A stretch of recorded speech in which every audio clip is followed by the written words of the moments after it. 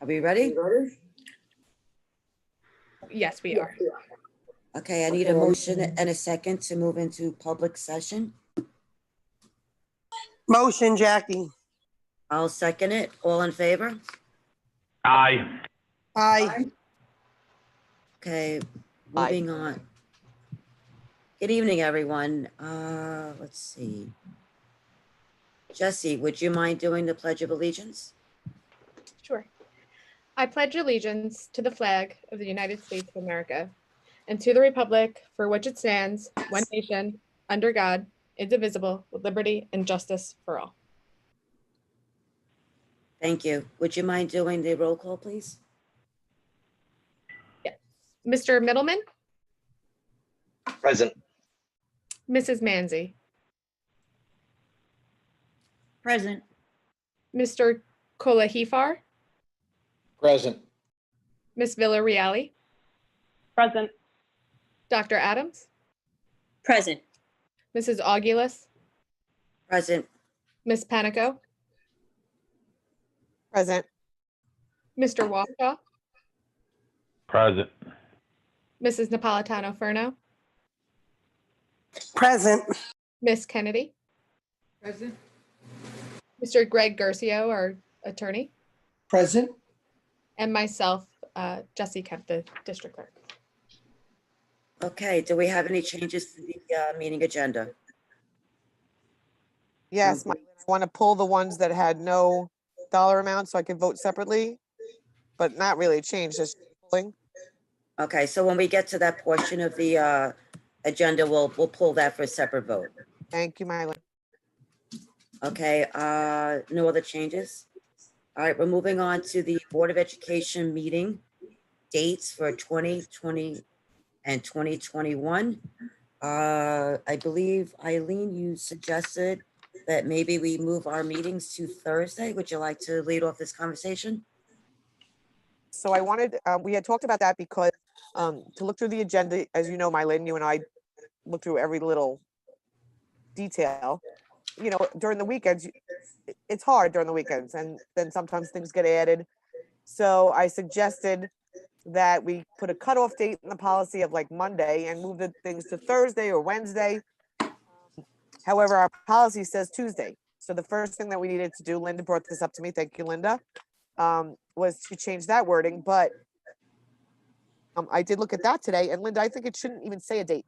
I would like it to be, hold on, I wrote it down. It says on the 2nd and or 4th, and it has a day. So we should say I would like it to say on the 2nd and 4th week of the month in the boardroom, and the date, the night is to be determined. This way, for future boards, if they want to change it back, they don't have to go change the whole policy again too. Can I interrupt to ask a question? Is everybody else's camera off? Yes. We don't Because look as good as you, Greg. say it again? We don't look as good as you. Well, I am dressed, but I see no one. I only see myself. Yeah, you don't want to see my emoji pajama pants. Okay, as long as it's not me, I got it. Thank you. I'm sorry to interrupt. No, we wanted the handsomest guy to be on camera. All right, so anyway, I need to, you know, it has to be discussed with you other board members. I'm telling you my reasons for doing that was so that we have, say, Monday, 5 o'clock is the last time they can add things to the agenda. Because I don't want to check my email every 10 minutes. I'm sure Mylyn has a new grandbaby. I'm sure she'd rather spend her weekends with a grandbaby. I don't know what you other three do. But I have plenty of things I'd rather do on the weekend. So if we moved it to a Thursday, we made the cutoff day on a Monday at 5 o'clock, then we still have Tuesday and Wednesday, full days to look at the agenda and come up with our questions. And the meeting maybe go faster or whatever. And again, I would rather have a date in the policy so that when I'm not on the board anymore, because I'm not making this a career, I'll change it as they see fit. I'm fine with Jackie, I'm fine with any day. As long as we make sure it doesn't conflict with any of the major things going on in the schools? Like, does our calendar get done first? And then everybody work around our calendar? I mean, I guess that's something Linda would be able to tell me, or does the school, are they already planning like the concerts and all that stuff? Well, that's another reason why I said don't put a specific date. So if they are, we could move the meeting as long as we have it in the second and fourth week. So that we don't conflict with other important events.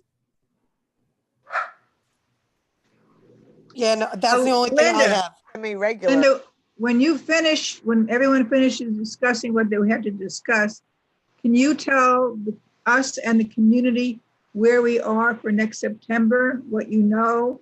Are we having the type of computer learn? Are they talking to Gercio? Gercio talking to the union? I don't know what's going on. I think that we want to know. I think the community wants to know what's going on so far. Linda, So- Can we wait, just hold on, wait. Lee. Wait. Let's finish this particular topic before we move to another. I'm glad Lee woke up about what's happening with our education system and our platforms, but can we please just finish with this? thank you, Mylin. Eileen has it that she would like to change the policy to reflect the second and fourth week of the month. Can we? Do what? Lee, if you were paying attention, you would know. Whole conversation, I just explained my reasoning for doing that. I'm not saying it again. No, I don't want to. I think the Tuesdays are good for me. Yeah, because you don't do anything on the weekends, but other I people, work. I want my weekends to myself. I don't want to check email on the weekends. So I work on the weekends. So what can I tell you? it's okay, right? So you work on the weekend. So how do you? Stop. Can you guys stop? Let's be flexible, and we can always change it to adapt what we need to adapt at that time. That's why I said put it just as a. Right, but you don't have to talk at Lee, and Lee, you don't have to talk at Eileen. I think me, Mylin, and Jackie will agree. Let's be flexible, and we'll make it work for everybody. I I'm think we fine should with always- that. Ladies and gentlemen, I think you need to hear from the superintendent about the need to identify a day so that it's in the calendar for the year. It doesn't make any difference what day it is. That's why I said, Greg, She said the week, Greg. a week Yeah, of, so But that what I'm saying is, on the board. somebody mentioned, I forget who it was, but somebody mentioned that everybody else, all your other entities schedule their various performances, et cetera, having some security as to what day of the week the school board meeting is. Right, but we always, That was me, Greg. and we Yeah. always Jackie. first. So if you do not identify the day of the week that your meetings normally occur, I think the superintendent will be able to tell you that will throw all the other organizations into doubt as to how to do their schedule. No, Greg, we can make it on, say, Thursdays, except Right?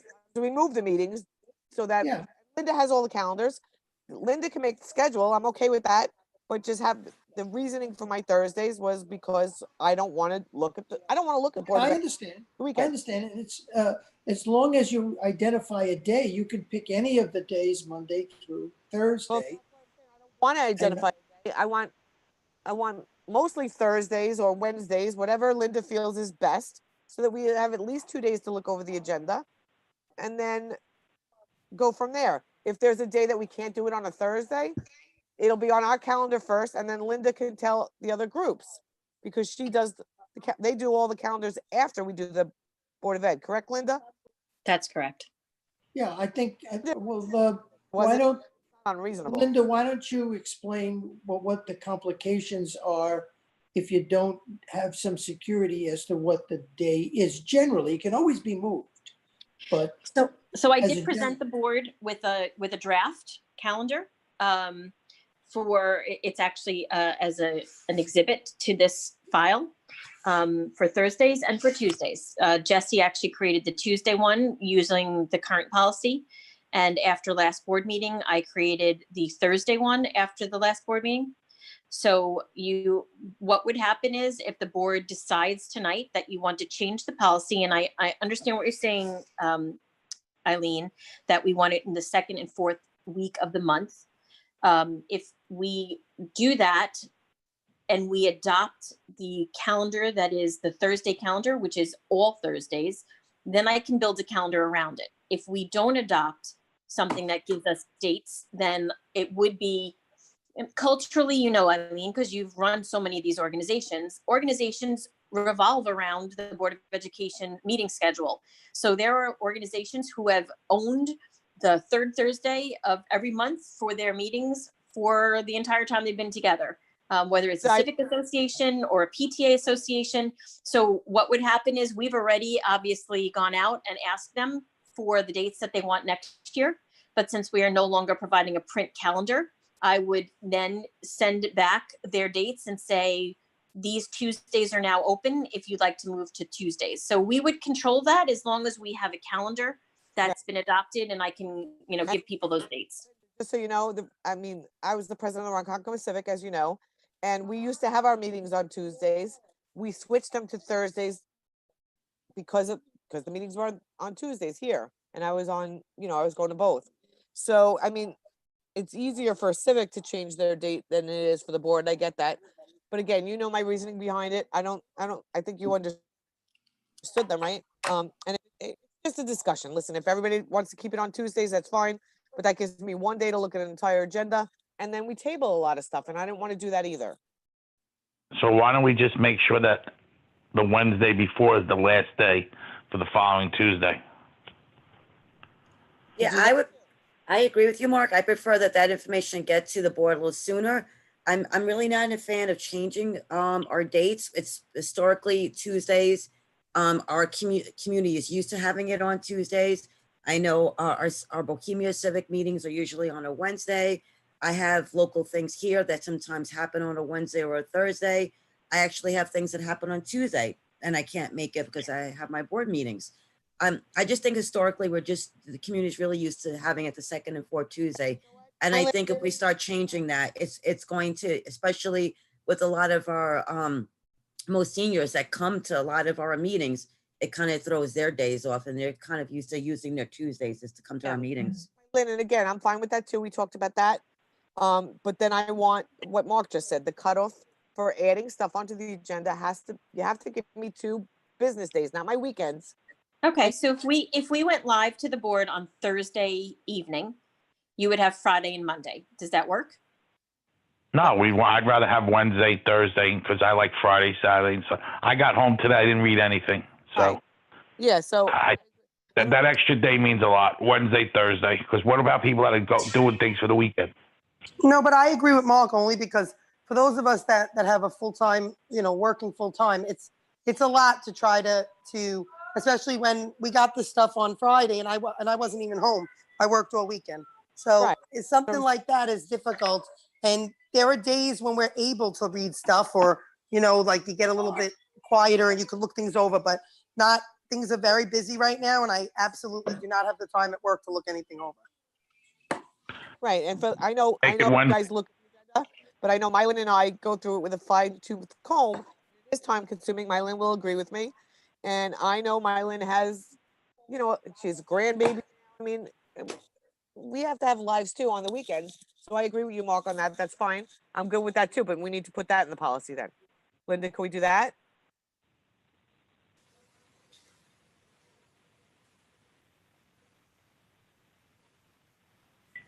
Linda, do the cutoff date as Wednesday so that we have I'm Thursday sorry, and Friday? that's a different policy, so we could actually pull that policy and put that on. Okay, so then can we do that? And then we'll leave it at Tuesdays. That's why I said don't put it on as a policy change, put it on as a discussion. Okay, so are we going to adopt the July, the calendar for Tuesdays, which is one of the addendums to this? Yes, it seems like that's what everybody wants, and I'm okay with that. As long as we change the other policy where nothing can be added to the agenda after Wednesday at, I'll give you 8, 9 o'clock. I don't care on Wednesday, as long as I have Thursday. Oh, wait, Mark, what did you say? You said Wednesday, right? So as long as I have Yeah, so Thursday, you have Thursday and Friday if you're home on Friday, or you're not home Friday, you have Monday to come back. in case I'm out on Friday. Perfect. I'm good with that. My Because Lynn, are you okay with that? Yeah, Tuesday you Got don't have because you're working, most people, so you can't count Tuesday. Right, I agree. The other thing, and I do understand that once in a while it does happen, but if something has to be added to the agenda at the last minute, I understand there's consequences, not, I'm sorry, different circumstances. But if there is something added to the board agenda, that it be the latest on Monday and a description of what it is that's being added. So we don't have to look back into the agenda to find what the changes were. Right, Again, that's I understand. too. I agree with you there, but I don't think Monday is good. I think then that would be Friday. The last one would be Friday. So then we'll at least have the whole day Monday to look. Because as Mark said, some people are working on Tuesdays. If you edit Monday at 5 o'clock, you know, you're not gonna have time Tuesday to come look at it. But you're right about tell me exactly what was changed. I'm okay with Monday more times than not. It's usually just one item added. It's not a slew of items added. So I personally don't care if one or two things get added, because most times it's a very quick thing to look at. Okay, I understand it. If something needs attention to detail, we could always ask questions the day of the meeting. I mean, again, that's just my thoughts. Don't want to table things on Tuesday because I asked, if we got it Monday night late and I didn't look at it till Tuesday morning, now I got to table it to wait for the information. So I'm thinking if we do it Friday, they have time on Monday to get it through, all the information, all the questions that we might have, and then we can not have to table so much on Tuesday. Okay, What do you think about that? Is that okay? yep, that's fine. That's fine. Okay. So then- what I'm hearing is the board agenda will go live at the close of business on Wednesday, and emergency items by and large will be put on with a description prior to close of business on Friday. Right, but they have to be real emergency items like it can't wait till the 2 weeks from now. You know what I mean? It has to be an emergency item. If it's not, I think the board we should just table it and move on, but that's just my opinion. It has to be an emergency. It has to be like, oh my God, we have to do this right now or we're gonna get fined or whatever. You know what I mean, Linda? So I think we've been doing a pretty good job of not adding things in the last 6 to 8 months after you folks said it was getting to be too much. So I would, I don't think we're going to have too many emergencies, but we're pushing back when things need to be on the agenda a significant amount of time. So it may take our folks a little bit of time to get used to the new pattern, but we will certainly try to limit the addition of items. Perfect. So can you put that change in the policy and put it on for the reorg meeting that we can approve the first reading? Sure. Thank you so much. And thank you everybody else for discussing that. I didn't hear from Jackie or Lee. Well, Lee did. She said Tuesdays. Jackie, I don't really hear from you, but I said that Tuesdays, I actually was the first one that spoke. I'm the one that told Greg that I was the one that said, let's please be cognizant of not, interfering with concerts or anything like that. I mean, I do have 2 young kids still in the school district, so I'm not going to miss them playing, even if it's just the violin for for the board meeting, as much as I love being at the board meeting. Yeah. So I'd like to try to keep it where we can go to all these things and still have board meetings so that we can also have community participation. So they don't have to choose. Do they go to right. the concerts or come to us? So do we have to vote on that now, or you're just going to put the policy up for first reading at the next meeting? Because it's kind of a consensus to leave it on Tuesdays with that Wednesday date the week before. So you do need to adopt the meeting schedule. Oh, okay. Yeah, no, that's fine. It's going to be Tuesdays, but we can change that policy and you'll put it on for the next month.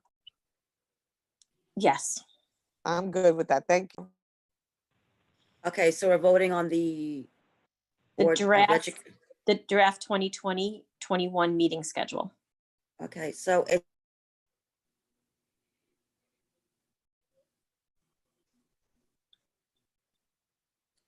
I can't hear anybody. Can you guys hear me? so right now we don't have it on the consent agenda. Can we add it on to the consent agenda, or do we vote now on this new business item? Greg, can they vote on a new business item? Yes. Okay, so I'll take a motion in a second to approve the draft of the Board of Education meetings for for 2020-2021 school year. In motion. I'll second I'll that. All in favor? Hi, Jackie. Mylon? Aye. Aye. Lee? Aye. Eileen, Aye. you were, Eileen? Yes, I said aye right away. Okay, great. We're moving on to, we have prom, but it's also prom/graduation. Linda, would you like to lead off this discussion? Actually, you know what? Actually, let me take that back. Greg, can you lead the discussion on prom? Sure.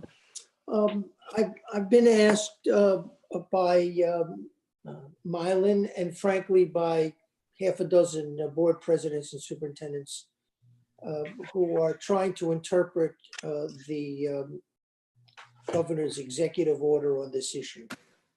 And the unfortunate answer is, as the status stands now, proms and graduations have to abide by the non-essential meeting rules. That means whether it's indoors or outdoors, you are limited to a total of 50 people. That limit can be reduced by the size of the room, so that, for example, if you were to have an affair in your boardroom and the boardroom's maximum attendance is 80, then notwithstanding the 50 rule, you'd only be able to have 40 people. But a room with 700 doesn't produce the ability to do 50% of 700. You're still left with the 50 maximum. That's under phase 4. Under phase 3, what we are currently in, it's only 25 people. So as you know, the districts that are complying are doing things like drive-through graduations, or multiple graduations. I have one school district that's going to do 10 graduation ceremonies. So those rules, while they're very difficult to comply with, and you're getting a lot of pushback from parents and students, that's the law as of now.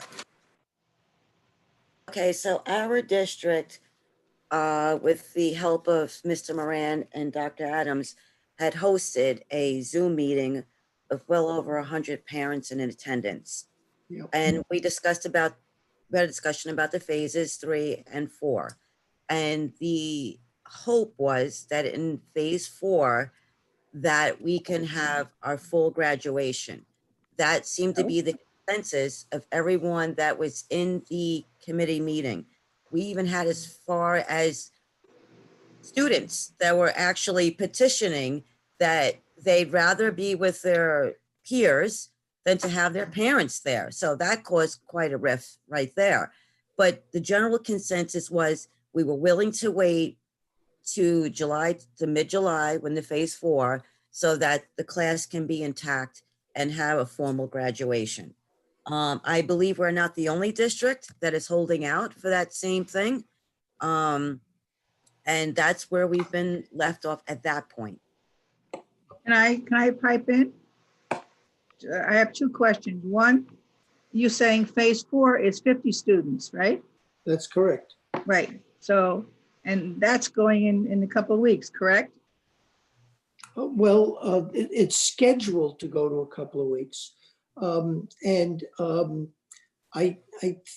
think outdoor might be 150, but I'm not positive about that in phase 4. I think the documents that I've looked at still say 50, but I'll look into that. Okay. Mr. Garcia. Greg, can I ask you I something? understood it was 50. I need to say a couple of things about this. There have been many examples of the governor saying something that is not set forth in his executive order. The most recent example is just this past week, is the governor saying that pursuant to a specific executive order, the obligation to provide meals and to provide childcare extends through the summer. when you read the executive order to which he refers in his press release, it does not say that. So we are reading the executive orders as they say. We're not looking at the as they're written, I should say. We're not looking at what the governor says. We're not looking at what Fuller or any of those other representatives or even SED says, to the extent that people are interpreting them or reading into them. We wrote a client memo on this to you guys today, in fact, on this topic as to both indoor and outdoor.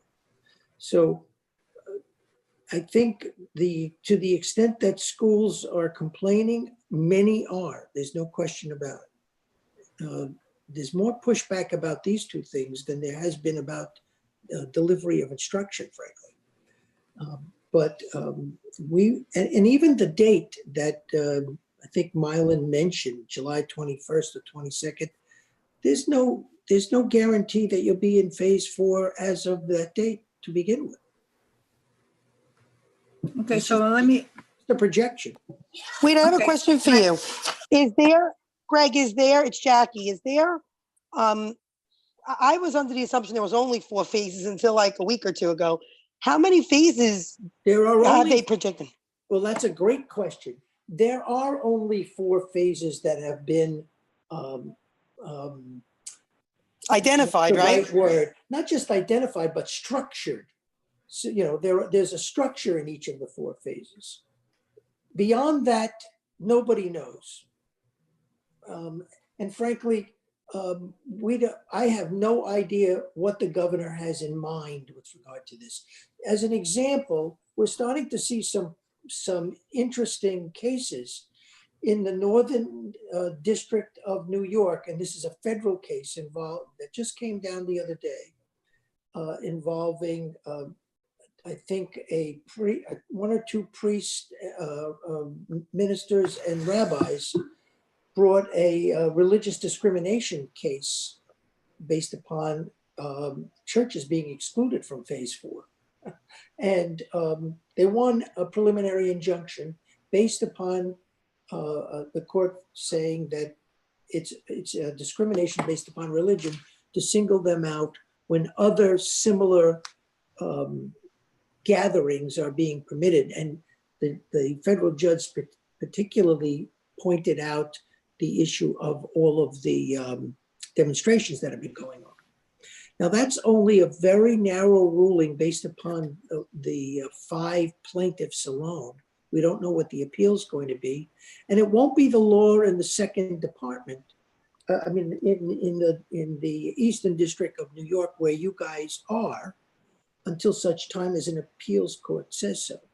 So a lot of people are trying to jump on that bandwagon because in that case, there is some dicta about applying more generally to graduations and proms and things of that nature, but it's not part of the decision of the case. So it remains to be seen what's going to happen there. Our governor is making these plans 2 weeks at a time. He's been doing that since mid-March. So I think it's very difficult to project. I want to, while you have me here, and I apologize for going on so long. Well, Greg, Yeah. it's funny that you bring that up because that was something I was going to mention. So Yeah. here it says on June 26th, federal judge rules against New York's outdoor gathering restrictions. U.S. District Judge Gary Sharp ordered Yeah, New York in officials Albany. to not enforce any outdoor gathering limitations if people are following the social distancing requirements. So how does that But that's not what the judge ruled. I've read the decision carefully, and I've informed many clients of the opinion that I'm giving you now, which is universally held by the lawyers in our industry. That case first of all, the basis of that case is a claim of discrimination based on religion. And so that has nothing to do with you guys. And secondly, because of its preliminary nature, it's a preliminary injunction in connection with a pending lawsuit. it's only applicable to those plaintiffs right now from a legal standpoint. I understand that it's an announcement of the judge's feelings and his thinking. And who knows what he's going to write ultimately when the case is decided, because he didn't decide this case. He only temporarily halted the ability of the state and the city to impose those restrictions on the congregations of those 5 plaintiffs. How Cuomo reacts and what he does as a result of that, whether it's appealed, how it ends up, nobody knows. So we can't jump the gun and say a judge has now said we can have our graduations and we can have our proms, because he hasn't. The judge didn't do that. And I want to, I'm sorry, go ahead. Go ahead. No, I just want to ask, because this could be my mistake. I was under the impression that our kids graduated already. We didn't have the ceremony, but they graduated, and now they're alumni. That's the impression I'm under. No, No. I don't see anything wrong with having if otherwise permitted, I don't see anything improper about holding a ceremony, which that's what that is. I'm not talking about the graduation. Oh, no, I'm not talking about the graduation. I was talking about a prom. They don't Same have thing, to, no, same they thing, don't right? have to listen to the code of conduct. They don't have to respect that if they choose not to, because there is no ramifications. Well, that's all true. That's all true. You would have to, let's break that down into 2 questions. The first is, can you legally do it? And the answer is yes. The second is, can you discipline anybody for not following your rules? And the answer is no. So that's a great point. You'd have to figure out how you could pull off an affair like that, which doesn't blow up in everyone's face. But Right, we have problems when they sign things that they drink. I can't imagine the liability we have facing us. Well, the basic thing you hold over them is graduation. right, which is It's going to take longer than Greg, to missed figure it the out. they drank. Let's say they were drinking alcohol or whatever it was at a prom. You just ask them to leave the prom, right? I mean, they're adults now. If they're caught, if they're not caught and get in an accident, Finish my sentence, we weren't please. supervising. I don't know. I'm only throwing it out there. I'm not the attorney. Sentence, please. I don't want to The only difference is the ability to discipline people post prom night. That's the only difference. So you would lose the ability to discipline post prom night internally, and that discipline is universally the prohibition of you going through the graduation ceremony. You would lose that. Your liability issues are the same, whether it's before or after. If you don't police your situation sufficiently, and as a result of your failure to police, kids get in an accident or hurt somebody else, there is always the potential for liability. But that's no different whether it be July or June. Okay, so Greg, I'd like to read something that was sent to the board on June 11th. And this went to the board from the superintendent. And I would like to put on notice one of my board members who claims that they didn't have any input in the planning of this graduation. Mr. Moran and I discussed the governor's latest 150 total graduation limitation. Having discussed this with well over 100 parents 2 weeks ago who were not happy with having a split ceremony, having 10 ceremonies would likely to be met with even more angst. As we know, we see that there may be a possibility of having a more typical in-person ceremony later in the summer. Ms. Moran would like to propose the date of Friday, July 24th at 6 p.m. for a single ceremony, if permissible by the state, with a rain date of July 25th and Sunday 26th.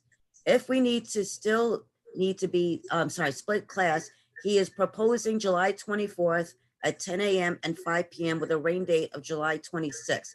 We would like to send this out to information as the save the date email if possible. So Linda had sent this out to the board on June 11th. Ms. Lee Kennedy did not respond to that email. I Or did had- not see it. Excuse me, don't Linda- get fresh. Don't get Excuse me, fresh. excuse Don't me, get fresh. excuse me, let me finish. This was Okay, then sent let me on, start. When you finish. this was sent on June 11th.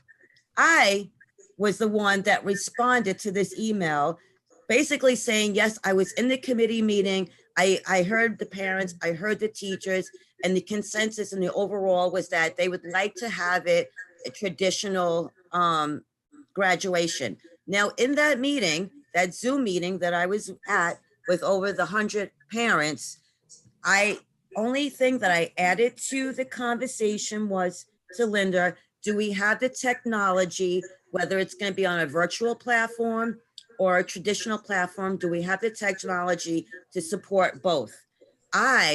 Because I'm being accused of being a parent and leading something, I like to go on record, and I like Dr. Adams to sit there and ask, say one way or the other. Dr. Adams, have I said publicly or in email or to you or at that Zoom meeting that I preferred a split or a traditional full graduation? No, you have not. Thank you, because I'm being accused of having a senior that is dictating how the graduation ceremony should be. When I've only asked one question during the process. I'm leading the seating parents to advocate for what they want. I am okay with whatever the senior parents want, traditionally or split. This is not my decision. This is the decision of 500 students and parents to make. So I'd like to go on record. Whoa, Jackie, I'm next. End of story. In 1 second, I want to jump I'm in 1 next. second. End of story. You cut Okay, in all. Lee, relax. Stop. I wanted Stop. to say, Stop. why not let Linda speak? Stop. I spoke to Linda today. She's the one who knows about this. We weren't on the Zoom call. And neither was Lee. A notification, Governor Cuomo announces outdoor graduations of up to 150 people will be allowed beginning June 26th. I just got a post about that. We're Yeah, hoping by. let's we're see hoping- it. Let's That's see it. 50 Let's- children and 100 parents. Right? Let me Guess what just we could be interrupt to doing say, now? Lawyer folks, speaking. let me just say, can we make sure that that appears in an executive order as opposed to a press release? Okay, can you just Okay. check for us? Now, Chris? can I speak? Press release. Now, can I speak? I'll be out here, so yeah, go ahead, have at it. Okay, just like many of you missed something in FYI, I missed that memo. The only thing I heard in all these months was you, Mylin, speaking in executive session at a board meeting, anytime privately of how we have to have a meeting. I got called from Jackie saying, oh, Lee, why aren't you supporting? I said, I'm leaving it to administration. Lee, that's not what I said. I called you today and asked you, why does it always have to be an argument? That's what I said. Why do I'm you not post- talking about today, Jackie. I'm not talking Okay. about what you said today. Okay, because I've been nothing but You nice. said, why am I not? I said, it's not my job. I'm not an administrator. That's all I heard from Mylan was, we have to have this, we have to have it. I know her kid's graduating. I even confronted her. I said, okay, enough. Apparently being a parent of a senior is something bad in your eyes, Lee. And I have to let No, you. it's not bad, but you know what? First importantly, I Every am a other parent. word out of I your mouth am is my a daughter parent did this. first. My son I am a parent first. And as being a parent, I could have had the loudest mouth being on the board, and I did not. So you need to stop your nonsense. You need to stop talking about yourself all the time. Okay? Really? Really? This Exactly. And you don't bring it up? Listen, Mylan, let me tell you something. You're sitting there putting out your kid went to a store without a mask. And you're sitting there, and then you're sitting there talking about our kids at our graduation. And then you put it on Facebook how your kid went into a store without a mask. My 35-year-old kid did something stupid, and there was someone in there that had the virus, and now I'm going to worry for 15 days. Yes. Your kids are so perfect, they would always go with the mask. All My right, kids don't are talk perfect. about each other's children. Enough. Listen You to know, me. I want to just say something. You know what? Why- She No. brought up me being as a mother, and No, you're that right. is off Listen, limits. you're That's right. off limits. That's off Lee, limits. Lee, listen Alright. to me for 1 minute. Let me That's speak, off please. limits. Wait, I'm All not, right. okay. When Here's you me bring speak. up my children, you're gonna have a problem. I'm telling All you right. right now. All right, listen to me. Ladies, listen to me. I agree with you. We should not be bringing up anybody's children. Lee, I hope your son's I okay. didn't bring up her And- children. I said the all way right, she listen. talked about her Listen children. to me. Yeah, Listen to me. exactly. You None just of your brought my business. son up. I'm None not of complaining. your business. Can None both of your you business. stop, Don't bring up my please? children. None Don't of bring your up my business. son. You No, brought up my listen. child first. You brought up my child first. Ladies. You brought up my child first. Ladies, enough. Jesse, can- Listen to me. Listen to Just- me a minute. Listen to me.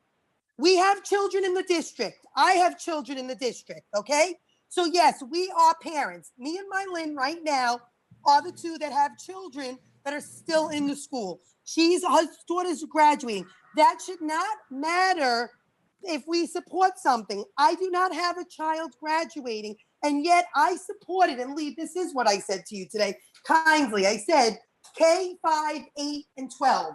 I have been a big supporter of the graduations. Just like Hey. I was, wait, please let me Okay, speak. but when you guys I are was all a big- finished, I get one more chance here. Oh, you absolutely. I'm just saying to you, I was a big supporter of in March saying, please make sure that if we move the graduation, which I was fine with, as long as the parents, the stakeholders, Linda and Mr. Moran did the right thing. They got the stakeholders, the parents of the seniors. That's who should be weighing in. And that's So what they did. A committee of, hold on, please. They weighed in, But Lee, let me speak. okay. 100 to 150 parents were in there.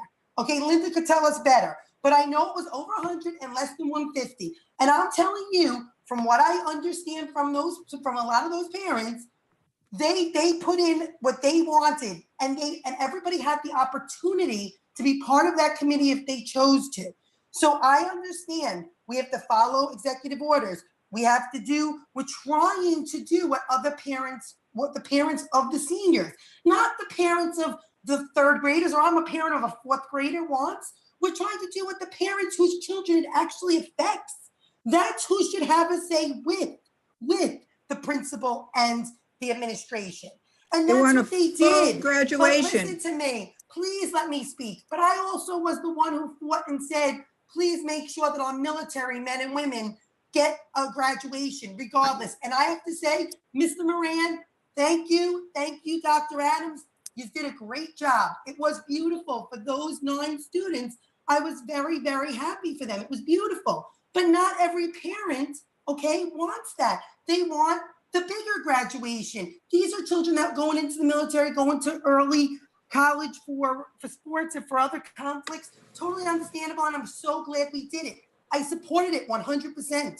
But what I'm saying to you is, you can't get mad at parents because some would like to have a big graduation. It may not be able to be done, but if it is able to be done, who are we to say absolutely not?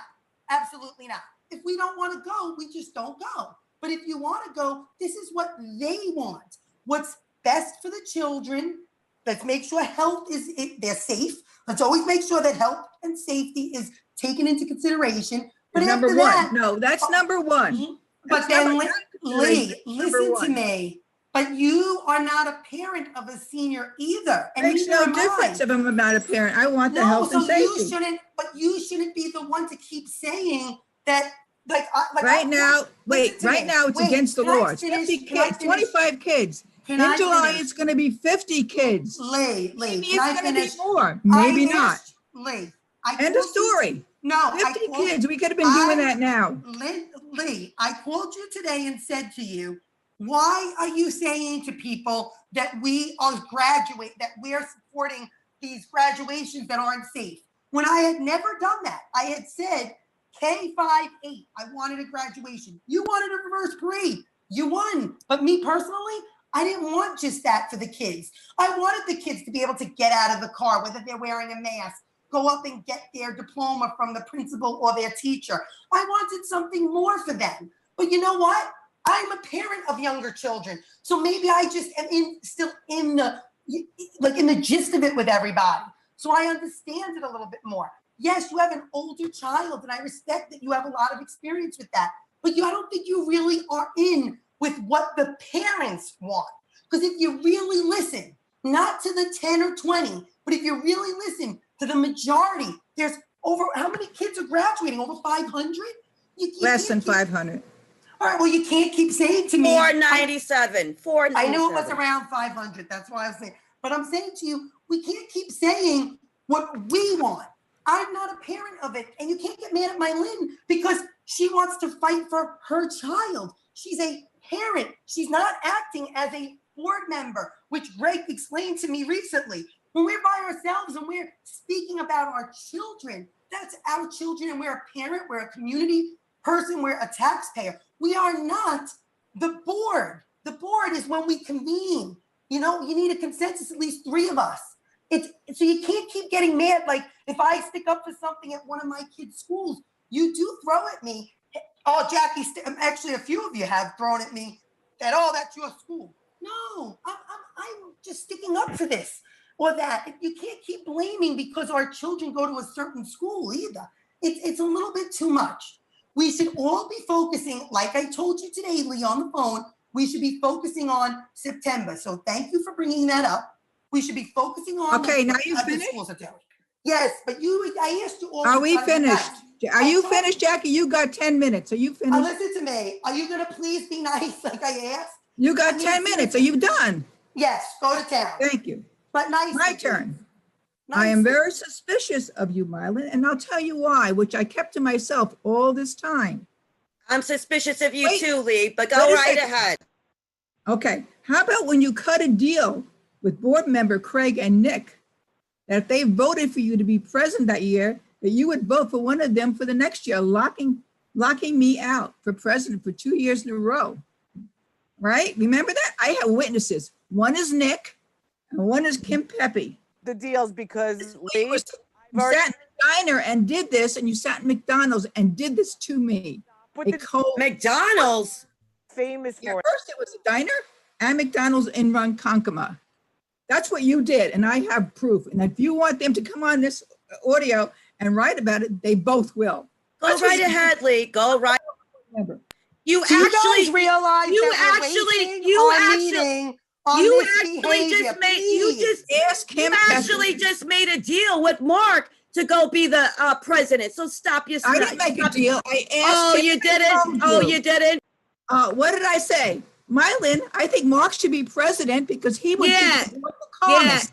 Yeah, Yeah. and you called up Mark and you wanted Mark. So stop your I nonsense. wanted him to think. All right, no, ladies, come cutting the on. deal Listen to me. after. We got important things to deal with. This is honestly beyond Just got your childish. pants caught in knickers. This And is too besides, much. wait a Too second. much. done like 50 people. You want 100, you want 400 people July 22nd. That's what you're striving for. Excuse You want 500 kids. Excuse me, stop saying you. You better sit there and you better say the parents that were over 100 parents in that the meeting. parents And all by the- wanted full And fledged- by the way, another thing that I like to point out is that Go you ahead. thought that the other thing you said is I only cared about my senior. You better go back and look at these meetings when I advocated for the 5th grade, the kindergarten, and the middle school 8th graders, where I even said at a meeting, why can't the 8th graders use the football field? That should be enough distance, social distancing on that part. So you're sitting there trying to say I'm only They advocating. all got something. And they all Adv- are adv- safe. Advocating for End of one story. thing. See, I Meanwhile, think they're safe. You want I'm not something. done yet. I'm not done yet. Meanwhile, it's June 25th. Wait a You second. will- I was speaking. Now you're saying you're not done yet? I was speaking. Meanwhile, it's I don't June. have All my right, I Meanwhile- wish I had a gavel. I wish I had a gavel to hit. Can you Meanwhile- guys Jackie, please you had 10 Meanwhile- minutes? Mylin, Meanwhile- you had me- 10 minutes No, quietly? I did not. I No, I didn't. did Yes, not. you did. out. Meanwhile, Yes, you it's June did. 25th. And now you don't want to hear what I have to say No, because I you have know no you don't problem. like it. Meanwhile, You it's don't June. like it. You Meanwhile- just want anything, long as it's done, right? Long as it's done, you don't care about the safety and welfare of the kids. My- Okay, Linda. Safety Okay, and Lee. welfare. Okay, Lee. But you know what? It's funny. On June 25th, you just woke up about our kids not having a graduation. So did shame not. on you. Shame on I you was because you waiting never for mentioned it before. I You didn't heard mention it before. You didn't mention it before. You woke up on Friday. Oh, wow. What about the rest of the kids? So stop it. Oh, that's not, well, it was such a great graduation. I was hoping all the other kids can get that benefit, not a full-fledged one that is so dangerous. And not, and it's apparent that we're you not didn't- going to get permission to do it. So now you're waiting another month for these poor kids to move on. Oh, I'm I'm waiting. I'm waiting. Okay, Lee. Yes, You know are what? waiting. You woke up You on are waiting. Friday. You woke No, up on because Friday. I believe our then administration can handle it. You But you're woke up on Friday. micromanaging comes in the way. It's not good. Woke up on Friday and you got caught. I didn't get caught. I didn't get caught, Mylan. You're caught because you're a sneak. I have it in writing, and I will bring Nick on to Lee, the- I on the saved computer. every email you ever wrote, Lee, so Are we bring it. going- No, I'm not. I don't need an email. I'm going to bring the people. All That right, said that you ladies, were bad Enough. enough to do Enough. something like that to a fellow Enough. board member Enough. when you were brand new. You All were right, new, listen and to you had me. the nerve to do it. Imagine Listen what to you're doing me. now behind the scenes. You're not a good Oh person. my God, Linda, can you please talk so you to like, obviously nobody's grasping this. I can't. People don't want to hear screaming. Okay, at a let's board move meeting. on. I'm the bad person. I No, know I'm- it's only nobody's going to the be bad 50 person. people probably next month anyway. So maybe they Lee, can get a decent Lee, can ceremony we like the allow 10 kids Linda to got. speak, please? Can we allow Play Linda to victim, speak? Lee. Play victim, Lee. All Play right, victim. Mylene, you too, both of you, listen to me. All Can right, we let's please- sit. Jackie, you got to stop too. That's it. Let's move on. Just for the record, I didn't make no deal. Lee didn't call me to make a deal. She just recommended, why don't you become president? I said, I'm flattered, but I have to think about it. But we need to Right. move on to that. We just elected you Thank two. you. Lee and Mylene, you just got voted in. This is not the way to act. Please act like mature adults and let's move forward. Let's move forward. Thank you. I don't want to talk anymore. Whatever next in the meeting, let's go.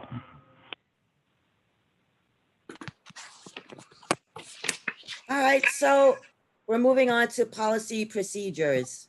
We have a approval for the first reading revised of the 2310 regular meetings.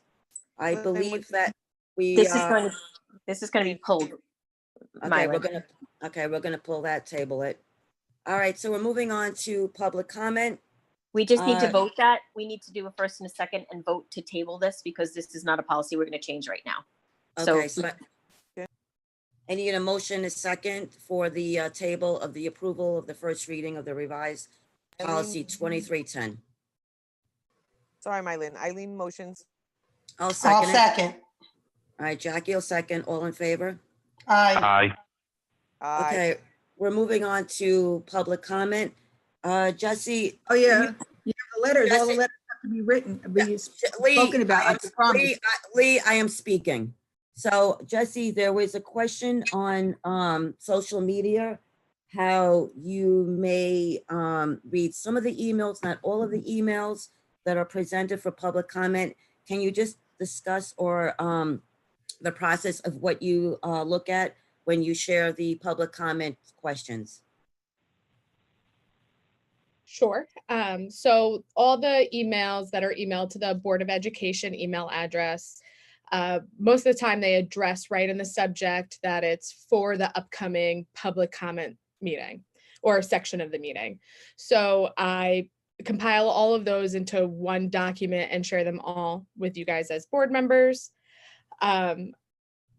Then from that, I was asked to summarize those questions. So, do I read every specific question? No, because I was asked to summarize them. So if 5 different people sent the same email about the same topic, I was, again, based off with the guidance that I received, summarizing that. So again, the specific question wasn't asked, but the idea of the question was.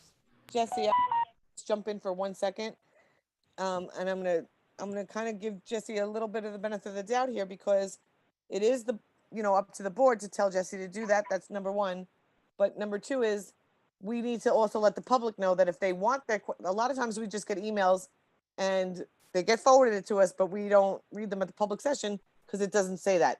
So we need to let the public know somehow that if they want while we're in this COVID thing and it's not live, if they want the question read, they have to state it somewhere in their email so Jesse knows to read it at the meeting and not just forward the email.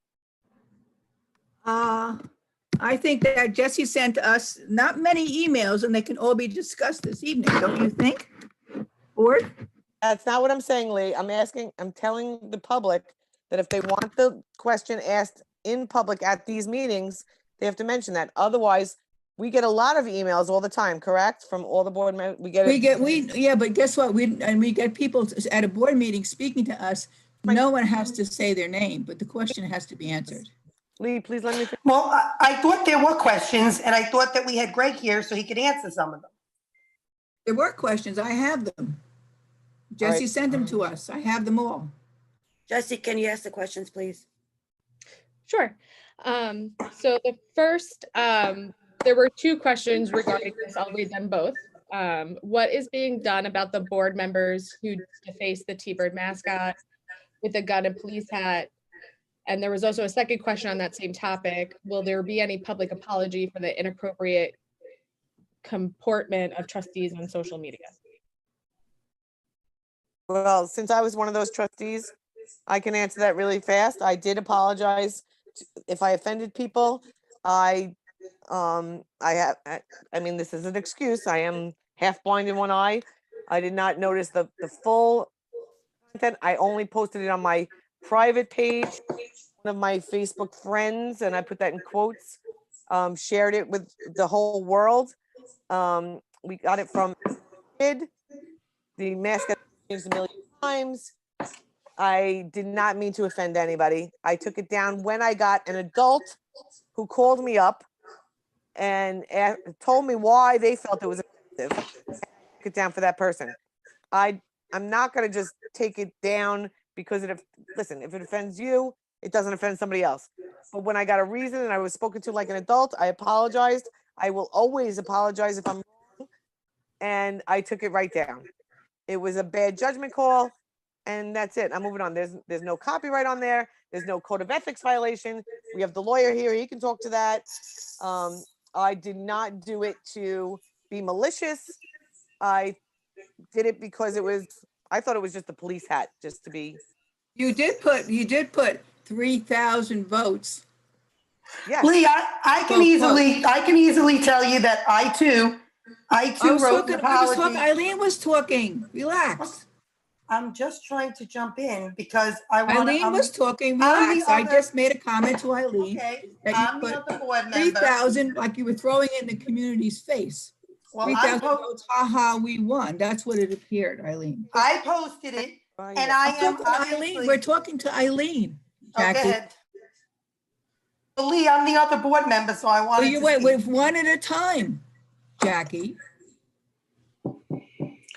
Eileen, you wrote 3,000 votes. Right.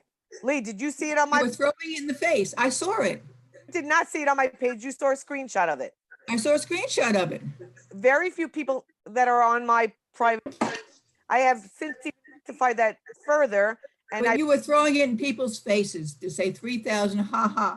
I thought it was a cute hat. I didn't realize the whole picture. I'm half blind. You said 3,000 votes. You were throwing it in people's faces. Jackie, to let me speak. All right, can I speak now? All right, because I don't want to sit here and argue all night long. Maybe I tried to speak to you girls one at a time, and I spoke to Lee today, and I spoke to Mylin, and I spoke to Eileen, and I spoke to everybody about trying to at least agree to disagree. I told you guys that. Agree to disagree. I spoke to Greg. Greg, I would like Greg to speak in a moment. I made it very clear. I did not do anything that was against the law. I posted something on my personal page. I apologized if it did offend people because it wasn't meant to offend people. I back the police. I'm not going to say I don't. And if I need 911, I'm calling them. So that's me. I'm entitled to my personal opinion. I'm entitled to my personal Facebook page that has my children on it and my friends, which I tightened because unfortunately I did have people that were from the community that I'm not really friends with, I'm acquaintances with. And really, my social media is my private page. It's not a professional page. It's a private page. It has But you no. opened it up to everybody. No, Lee, it has Yes, you did. You told me. affiliation. No, it has no affiliation with the Connecticut School District. It does not even say I'm a board member on there. As a matter of Folks, fact, maybe I can shorten the debate as to this Go ahead. item. She says Because, her but the arch back, enemy. folks, the back and forth is not good for any of you. And if, you know, if we were meeting in person, I'd probably be a little more proactive than it's possible to be, especially since I can't see any of your faces on this. The only face I can see is my. Greg? But let's talk about the topic. Let's start with, as soon as I found out about it, as soon as it was called to my attention, the first thing I did was call Jackie, and I spoke to her for about an hour. And I followed that up on Monday. I think it was on a Friday, and I followed that up on a Monday with a lengthy memo to all of you. So to make this as short as possible, the use of your private Facebook page or your private email address only solves half of the problem. What you have to do is make sure that when you're doing whatever it is that you're doing, that it doesn't look like you're speaking for your colleagues. You're all allowed to have your own personal opinions. The problem with this email is that it was right on, or this, I don't exactly know what it was on Facebook because I'm old enough to be not on Facebook.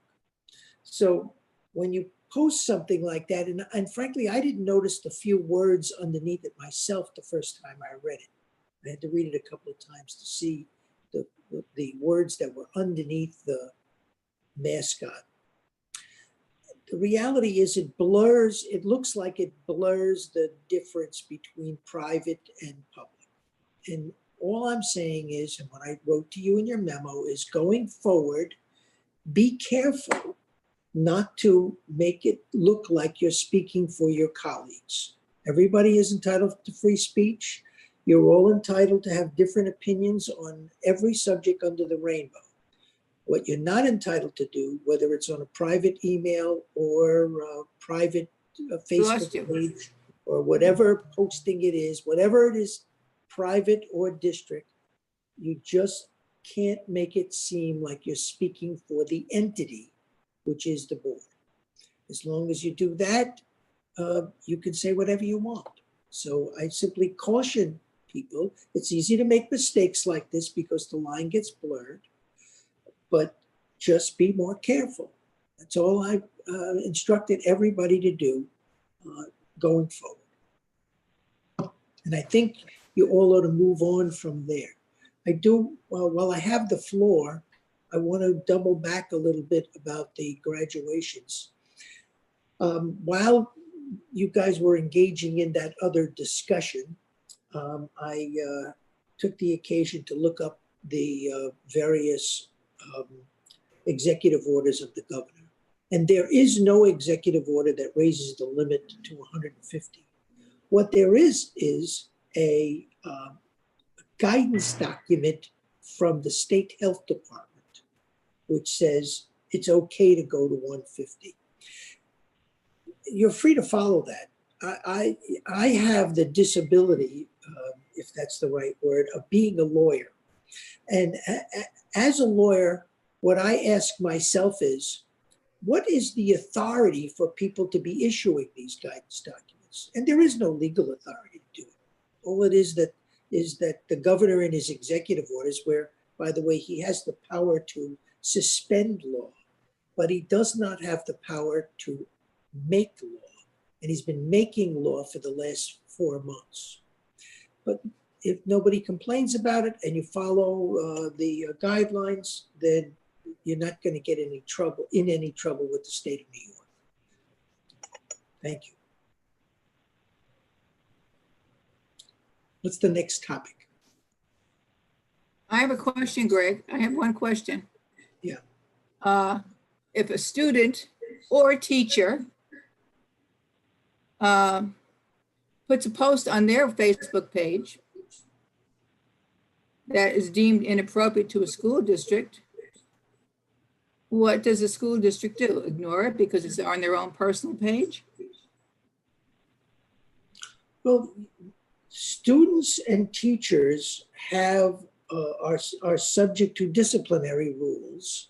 And my guess is that in the first instance, the superintendent would be referring alleged inappropriate conduct to me for an analysis as to whether it's legal or not. The So board, we're held by a different, am I asking, are we held I'm by? going to finish. Let me finish.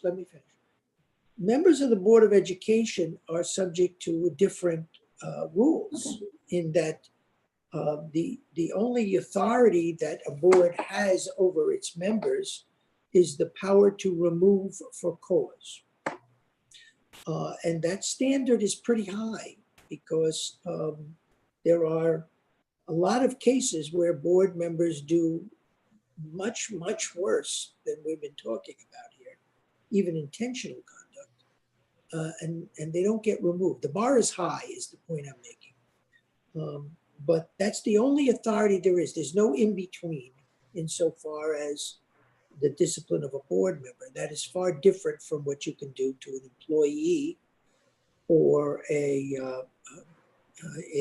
student. But remember, there is an acceptable standard that isn't determined by one person's opinion. If there is an allegation that the code of conduct has been violated in some way, that has to be proved in a proof that will stand up in a courthouse. So I caution people, there's a lot going on here in this board where people are upset with each other's conduct. But the standard to actually do something about it other than live together, as Mark has alluded to, it's pretty high.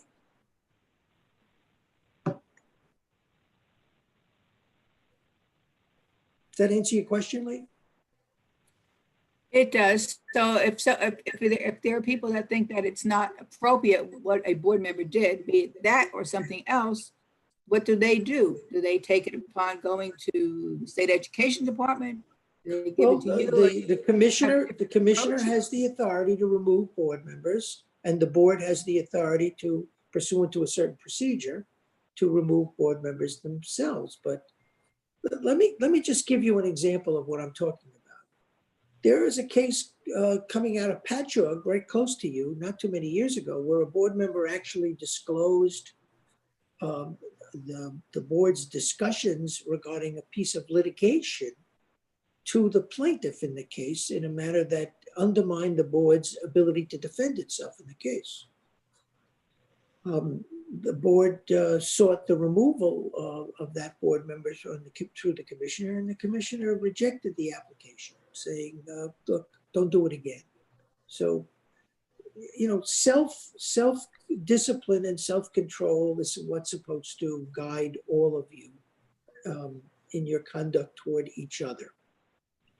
And that usually works. And I'm simply suggesting that everybody needs to take a step back and recognize that this board has to operate. It's a 5-person board, and it needs to operate and do the business of this district month in and month out. I suggest that you point in that direction to get it done. Okay, I just have one more quick question. You said 150 students for graduation. I mean, 150. Outdoors. That means outdoors. Does that mean 50 students and 100 parents? No, Or 150 people. 150 students and no parents? Or 150 parents and 150 bodies, 150 people total. bodies? Yeah. Okay. You wouldn't know that if you paid attention. Thank you, Greg. Appreciate it. Doing my best. Thank you, Greg. Jesse, can do you I- have any more questions? I do, yes. So there was a question, why was the budget information not sent in the mail to residents? I understand it was online. How are people supposed to know it was there? What about our older voters who are not technologically savvy? Linda, do you want to take that question? So I'm sorry, were you talking about the referendum or were we talking about No. the budget information? I believe it's the budget information because the way the voting was aligned, we couldn't get the literature out to the community of what was on the budget.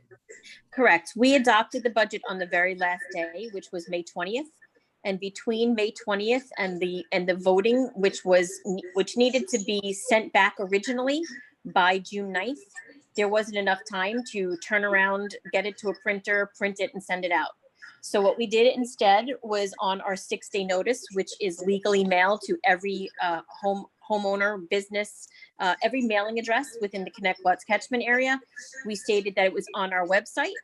And if we got a phone call from anybody, we also put hard copies at the request of the board in each one of our buildings. So if we had gotten a phone call or if they couldn't get to the website, we would have mailed it to them, or they could have gone and picked it up at any one of our buildings.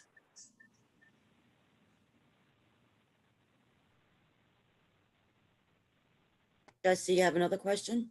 Yes. Why was there no ballot referendum for the addition of armed guards to be on the budget? Greg, would you take that question, please? I'm sorry, why was there no, tell me that again? Why wasn't the armed guards a separate referendum on the ballot? Well, I believe that's a policy decision that got made by the board so as not to endanger the budget as a whole in the event that the people wanted to vote yes on the budget but no on the armed guards. I don't know of any legal requirement that it be separated. I don't Linda? understand. I don't even understand what you're saying, Greg. You couldn't have a separate referendum for that? You had spoken in public, Greg, about it in the past, where you had stated to us about why we should put it in the budget, because it is technically just making the line. Board decision, and it's not a referendum.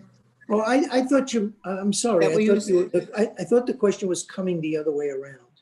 The board is free to carve out certain items for separate vote if they want. The more common way to do things like that is to simply include it as a line item in the budget, which is perfectly appropriate. The times when board makes decisions like that are dependent upon whether they think the item will help the budget pass or hurt the budget passing. So if you feel confident in that and you want it all part of one, that's a perfectly legitimate way to do it. If you're concerned that the public might not accept the item and endanger the budget, if it's put in the budget, then you separate it out. But the normal routine is to put items, as In many this items as particular possible. case, no one even, I'm sorry. in this particular case, there was no budget brochure even sent out. So it was unfortunate that many people didn't even know it was in the budget. They didn't know what they were voting for. But it's Well, good. That's Connect not Watts a citizens. that's not a legal issue. I'm not knowledgeable to comment on it. It was discussed for 2 years before anything was done with it. So we can't go call every. Eileen, you said you're going to put bulletin boards up. God, Eileen, you said you're going to find every which way you're going to tell everybody in this community. You said it publicly. I would You know what I don't understand? I have to say this. We have discussed this in length for years. I I didn't bring it came- up. It was not No. years. It No, was no, no, no. last year. Lee. You've been on the came board to- for 1 year, Jackie. Okay, and I came to board meetings for years and brought it up to you guys. I have videos in my phone. I'll send you. You don't remember me Okay, coming and I'd like to see talking? them. I'll send it to you about Okay. armed guards. So you can't keep saying that it hasn't been spoken about. It's been spoken about in length. And for the last year, it's been very, very, very vocal. Everyone goes to board meetings and hardly anyone goes to board meetings. And But hardly you know, anyone Lee, you know listens. what I find? I find something strange. If somebody is posting on a social media site that they didn't know about armed guards, social media has blown up in the last 6 months. I know this for a fact, and so do you, that armed guards have been spoken about. I'm sorry, I didn't stop Had anyone over from sending a 7,000 brochure votes. out. There aren't 7,000 people on those sites.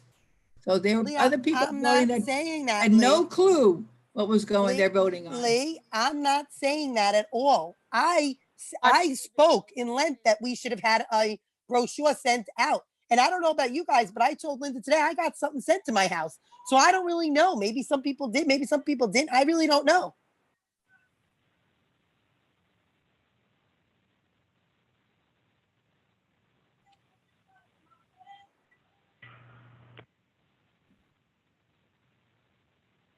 Next question. How are the armed guards being chosen? Linda, would you take that question?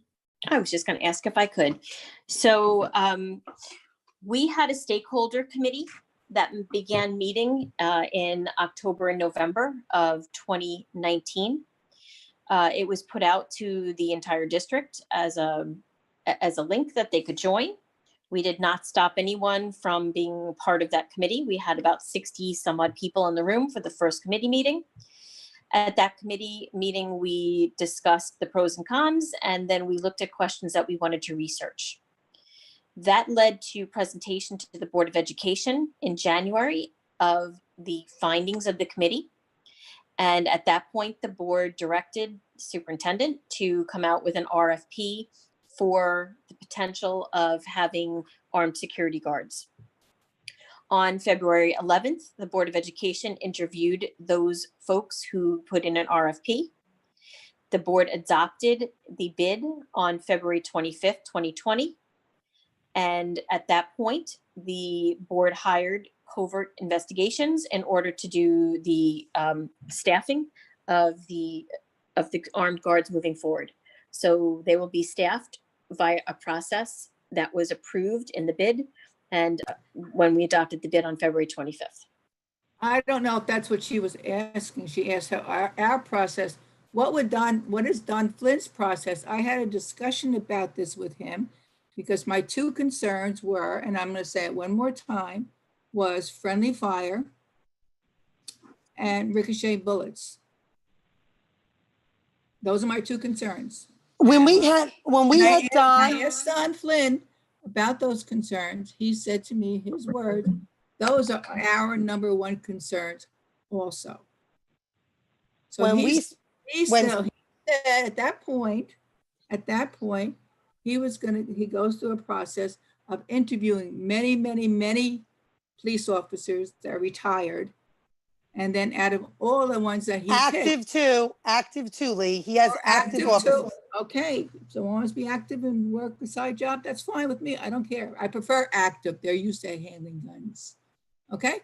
And this is the process. However, he did hire people that were security guards in the buildings for that position too, I found out later. So we must have pretty good security guards that know how to handle guns. That's the part that scares me. So Lee, I'm going to interrupt you because the board has yet to appoint any of the security guards that are going to be armed because they would be appointed at a different salary. So there's been no official Wouldn't they appointment be of anybody. appointed also at a different time? Because if there's no school in September for any reason or part-time school, we might not have to appoint them right away. Am I right? So they're a per diem employee and not one of them has been appointed yet. So if we do not open up with children and teachers in the buildings in September, they would not have a timesheet and they would not get paid. But we have not appointed any of those yet. So none of those have been hired. I'd like to know the process of with Don. Is there any way that he can share that? The process he used and how many people he interviewed? Is there a way you can share that? So that would be an executive session discussion because Yeah. I don't think it would be something that we would want the whole community to. No, I know that. Okay, but, so I mean- can invite Mr. Flynn, maybe at the reorg or the meeting after. Okay, thank you. Any other questions, Jesse? Yes, I have just a few more. How will you, the board, work to make the board more transparent going forward. Transparent in what respect? So they followed up with saying between the armed guard security or the armed security guards being buried in the budget and no public comments originally included in the 629 meeting, it appears blatantly clear the board is not representing the Connecticut district in a democratic manner. Mylan, can I answer that? Yes, I was gonna answer it, but please do. I'd be going to the board meetings. I've probably been to more board meetings than anyone online right now, except for maybe Greg. Well, yeah, you too, Greg, except for maybe Lee. I've been to more board meetings. It is up to an individual to do that. We cannot make 30,000 phone calls every single time there's a meeting and let everybody know it's on the agenda. Linda posted online. Linda, we have certain days. We have minutes. We have YouTube videos. I mean, I don't know why that question was even asked. When I wanted to know information before I was on the board, I went to every meeting. When I couldn't remember some of the stuff that you said because it's long meetings, I started taping the meetings. So nobody had to call me up. Sometimes we do have to take personal responsibility and find out what's going on. Go to the meetings, make a phone call, go online, look at the agenda.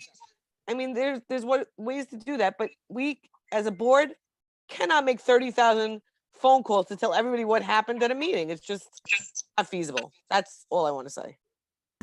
So Jesse, my question to you is our budget during the election process on the district website? You know how the board has 20, 30 pages of line by line of the budget items. Is that also posted on our district website? Yeah. Might I answer that, Mylan? That is posted on the website. As it comes to you folks, we give it to you folks first, and then we give it to the community. If we were in person, we also would hand it out in hard copy to those folks who are coming to the board. In fact, the folks who did come to the board the first few meetings before we were closed, they did get copies of the draft that we were working on that day, as well as the PowerPoints that we were working on that day. So not only do they get it hard copy if they attend, but it's also put on the put on the website under budget and voting information right after the board meeting.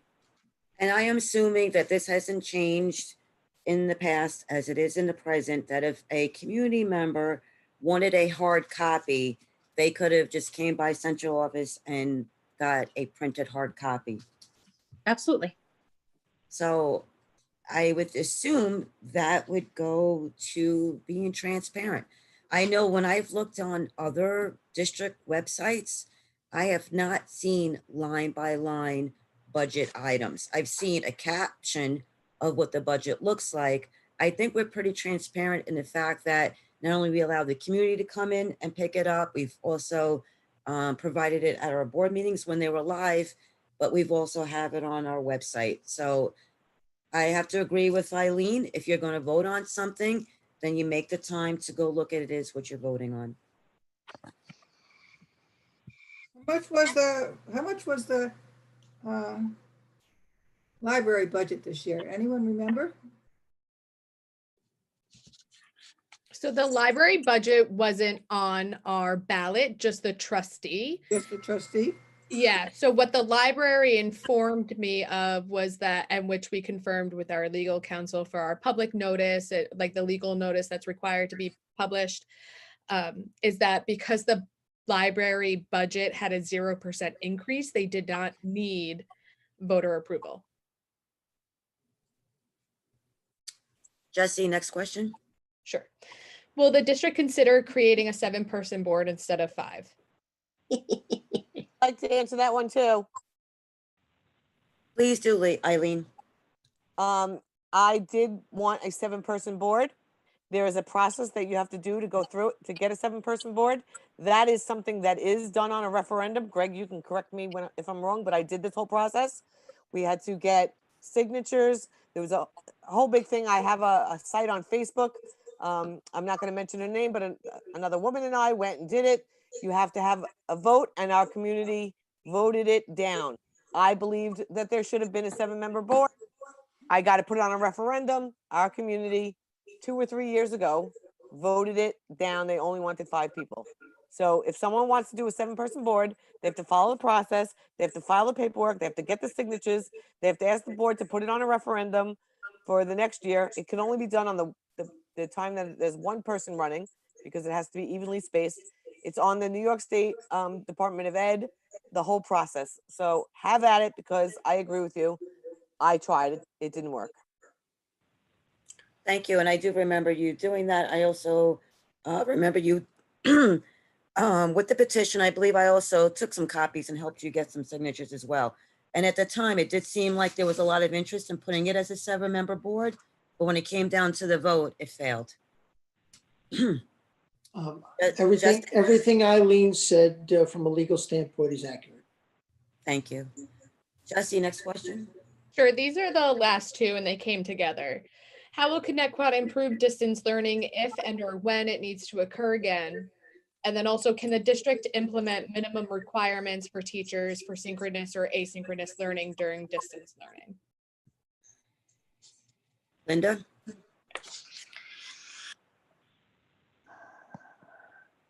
I'm sorry. Probably this should go to Dean. But I do want to say, because I don't think we actually talked about it earlier today, and I know we had brought it up multiple times. We instituted and asked for stakeholder input on 6 different committees, looking at when we're opening in the fall, if we are opening in the fall. However, when I look at what Governor Cuomo actually said today, I'm concerned that he doesn't think we're opening up in the fall. He said that, honestly, today, he said that with the cases increasing across the country, that we may be staying closed. So that's a little disconcerting. Also today, the State Education Department put out a press release discussing their application for about $19 million in grants to try to help roll out rigorous remote instruction and make it equality rather than inequity, by making sure that everyone has all the tools that they need, including Wi-Fi and computers, to do that work. We just began the kickoff of our committees last week. We did experience some technical difficulties. We did not know, including our IT guys who are really steeped in this stuff, that we would not be able to have 3 concurrent meetings with 1 administrator. And so our second committee that got kicked off actually got kicked off when the third group opened up. But we have over 525 people who have applied to give information and input into moving into the fall on all the different topics that we asked them to talk to us about. So the 6 committees are elementary curriculum and instruction. If you are not a member of this committee, you can email Mr. Dean Middleman, Assistant Superintendent of Curriculum Instruction, in order to at least be able to give information into the survey. Even if you don't want to give a whole bunch of time to be part of the committee, you can at least fill out their survey. Secondary curriculum instruction, lead co-chair, I'm sorry, let me tell you all the co-chairs. So elementary curriculum instruction is Mr. Dean Middleman, Mrs. Lisa Farrell, principal of Duffield Elementary School, and Mr. Stu Pollock, principal of Sycamore Elementary School. The secondary curriculum and instruction committee is chaired by Ms. Suzanne Bailey, principal of Oakdale Bohemian Middle School, Mrs. Louise Berger, who is the district director of mathematics, and Mrs. Christina Poppy, district director of English Language Arts and Library Services. You can email any of those folks if you would like to fill out the survey.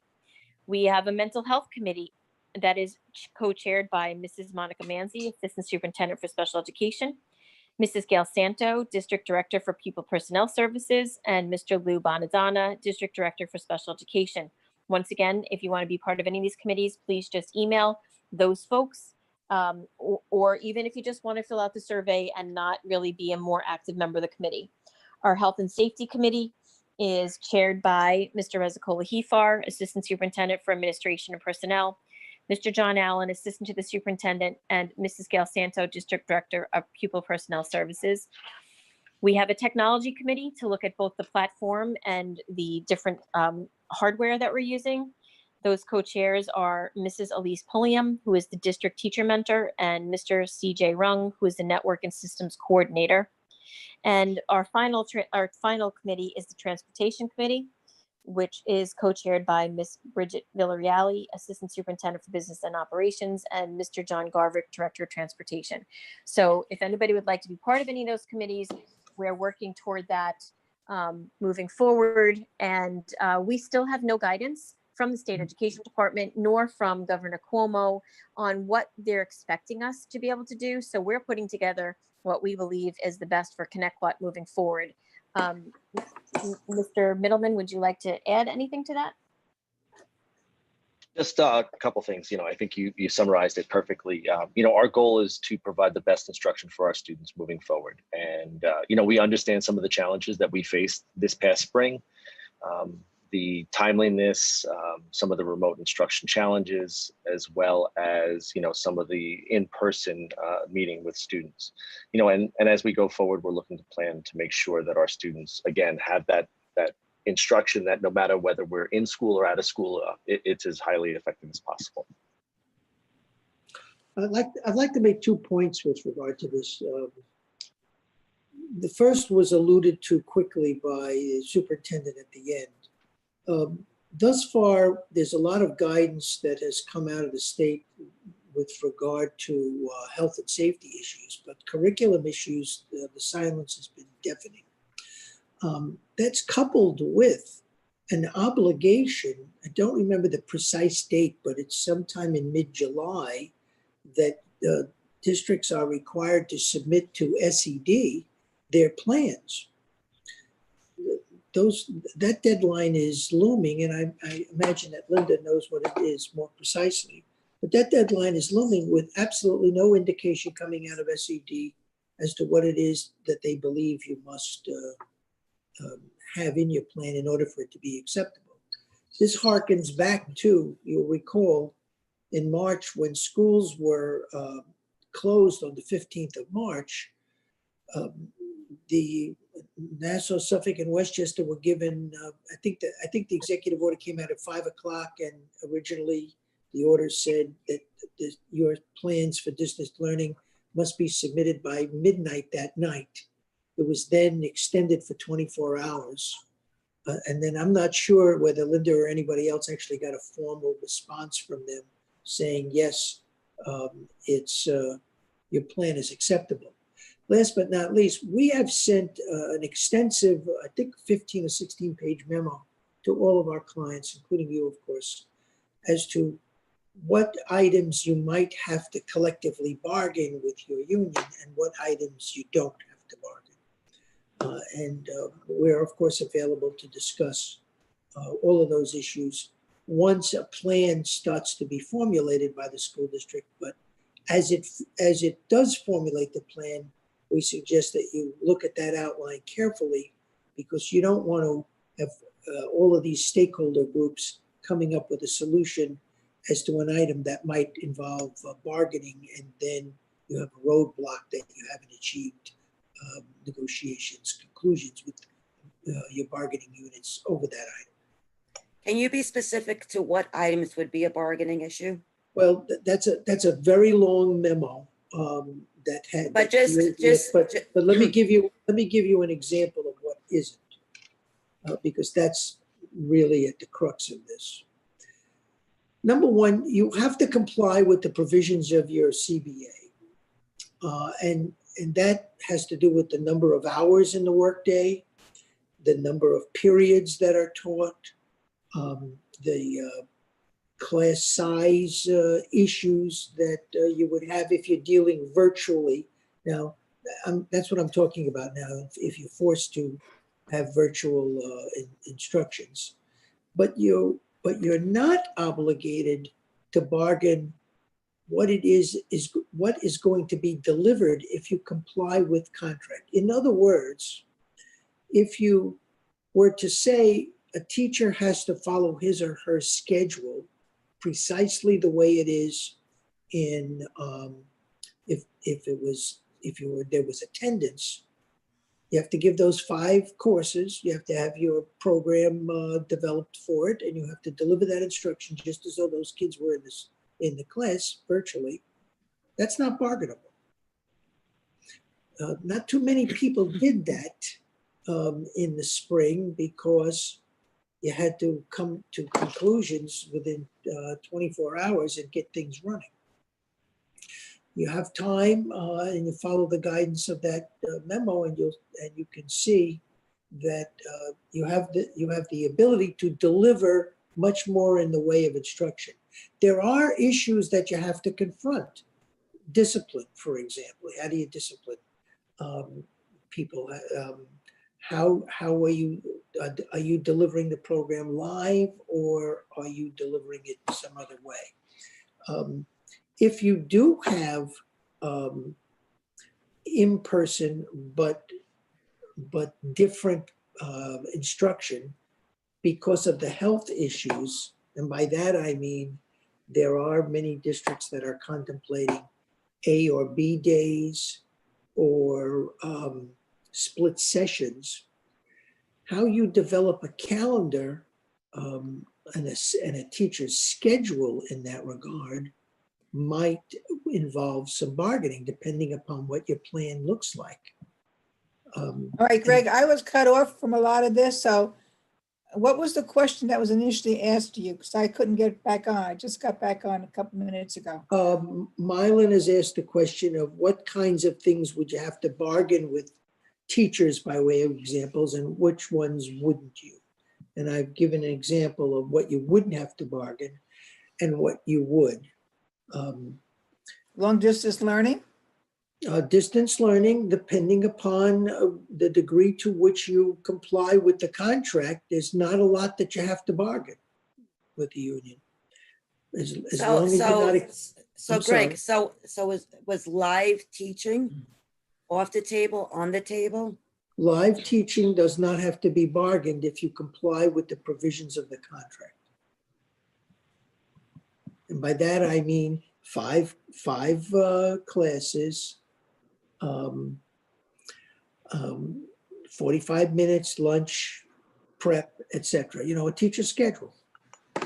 You're just doing. You can do that remotely? Yes, you can. And now you guys, I strongly suggest, we sent that memo out last week. I strongly suggest that everybody read it carefully. I know it's long and a bit tedious, but it lays out many of these, virtually all the examples that you'll be thinking about. You know, you're gonna have class size problems. Here's a concrete thing you got to be thinking about. Let's just say that you're permitted to open, but you have to follow the social distancing rules still. You're never going to be able to comply with the size of your classrooms. You'll never be able to get a typical class in that room. You're not going to be able to double your teaching staff. So you're going to need to develop some alternative as to how students are going to be delivered instruction.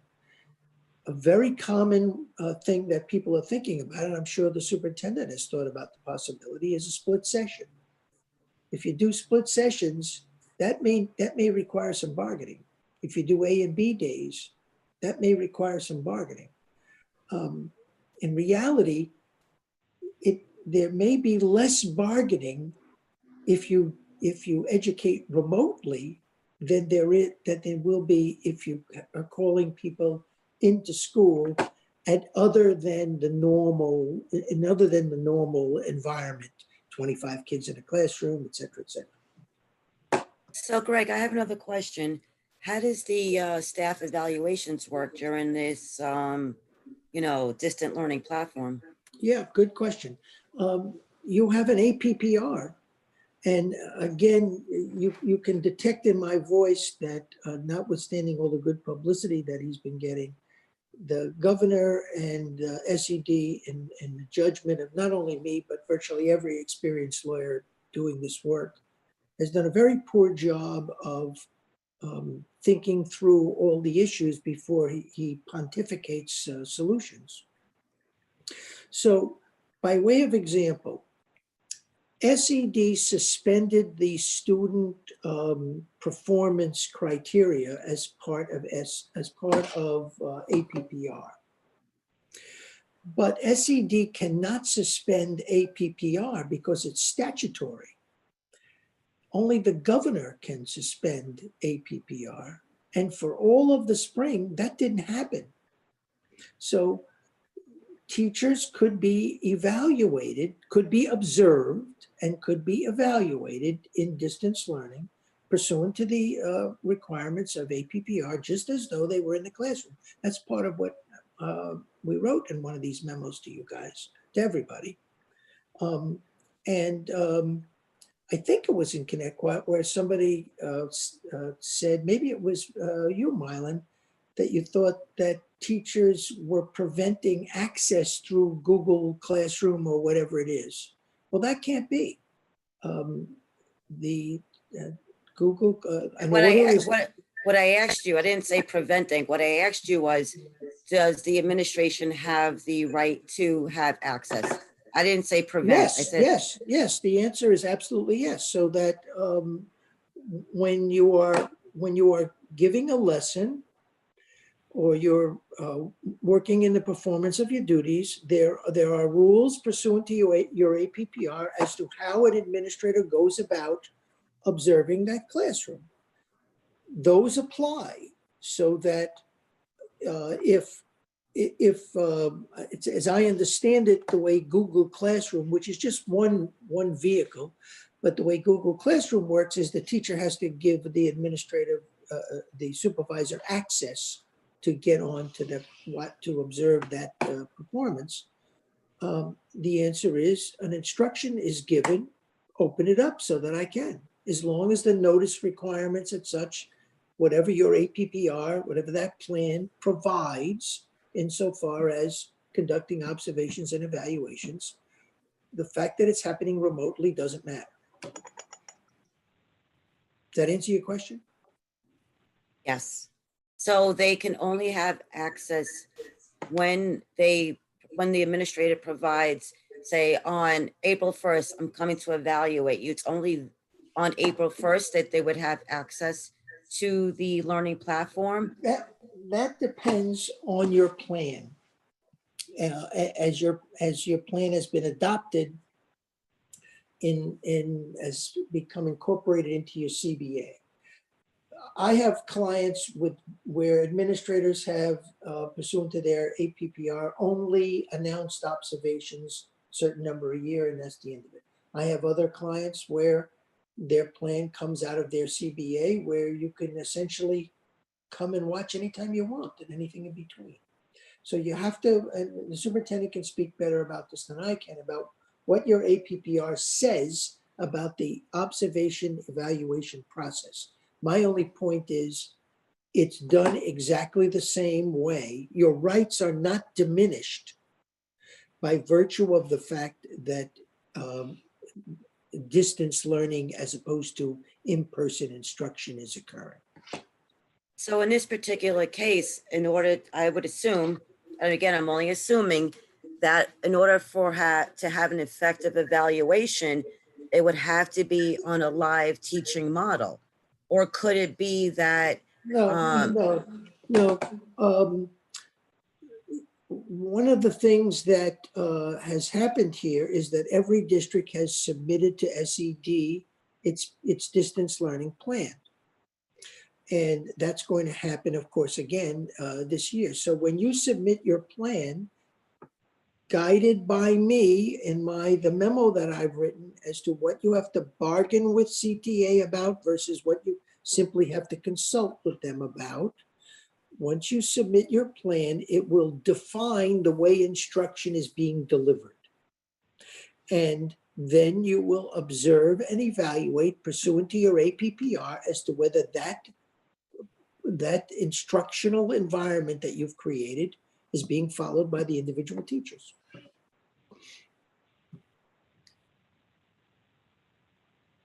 Thank you. Wow, I was under the impression that we were told by one of your attorneys that we had to bargain this. I don't know which one. Well, the answer, you see, the problem with that question is this represents a very big panoply of items. But you weren't told anything about an individual item. You have a client memo from us at least a week ago. I think it's 15 pages long, and it sets forth, it defines each it, and it says this one you do, this one you don't. I do recall seeing it, Greg. I got halfway through and Yeah, it's tedious, and it's frankly mostly for administration because they need the detail. But it's laid out there for everyone. Took us a couple of weeks to put it together so that everybody would have a roadmap as they're struggling. And I know every district is in the dark. Okay. Because We didn't have this nobody- guidance. We didn't have this guidance in March, though. We have it now. I guess That's you're- correct. Well, in March, you had to submit your plan 24 hours after the schools were closed. Right, but we were. Linda, you told remember that, we right? could do it. You remember that, Linda?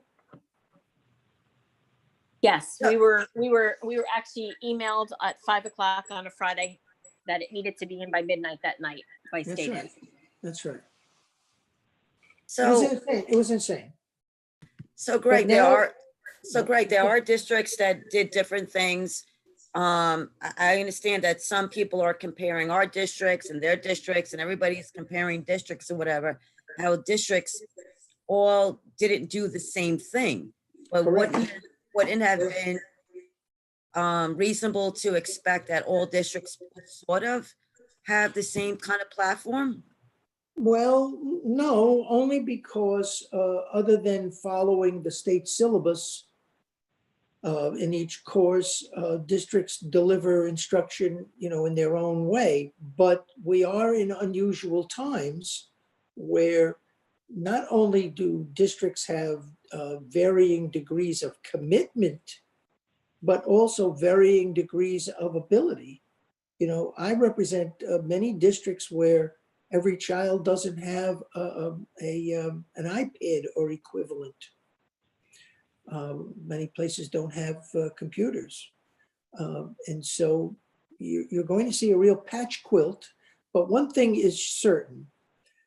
While the spring 3 months, everybody was sort of trying to figure out on their own what to do, there is a groundswell coming not only from the education community, but from the parents of more rigorous instruction if we're in a similar situation in the fall.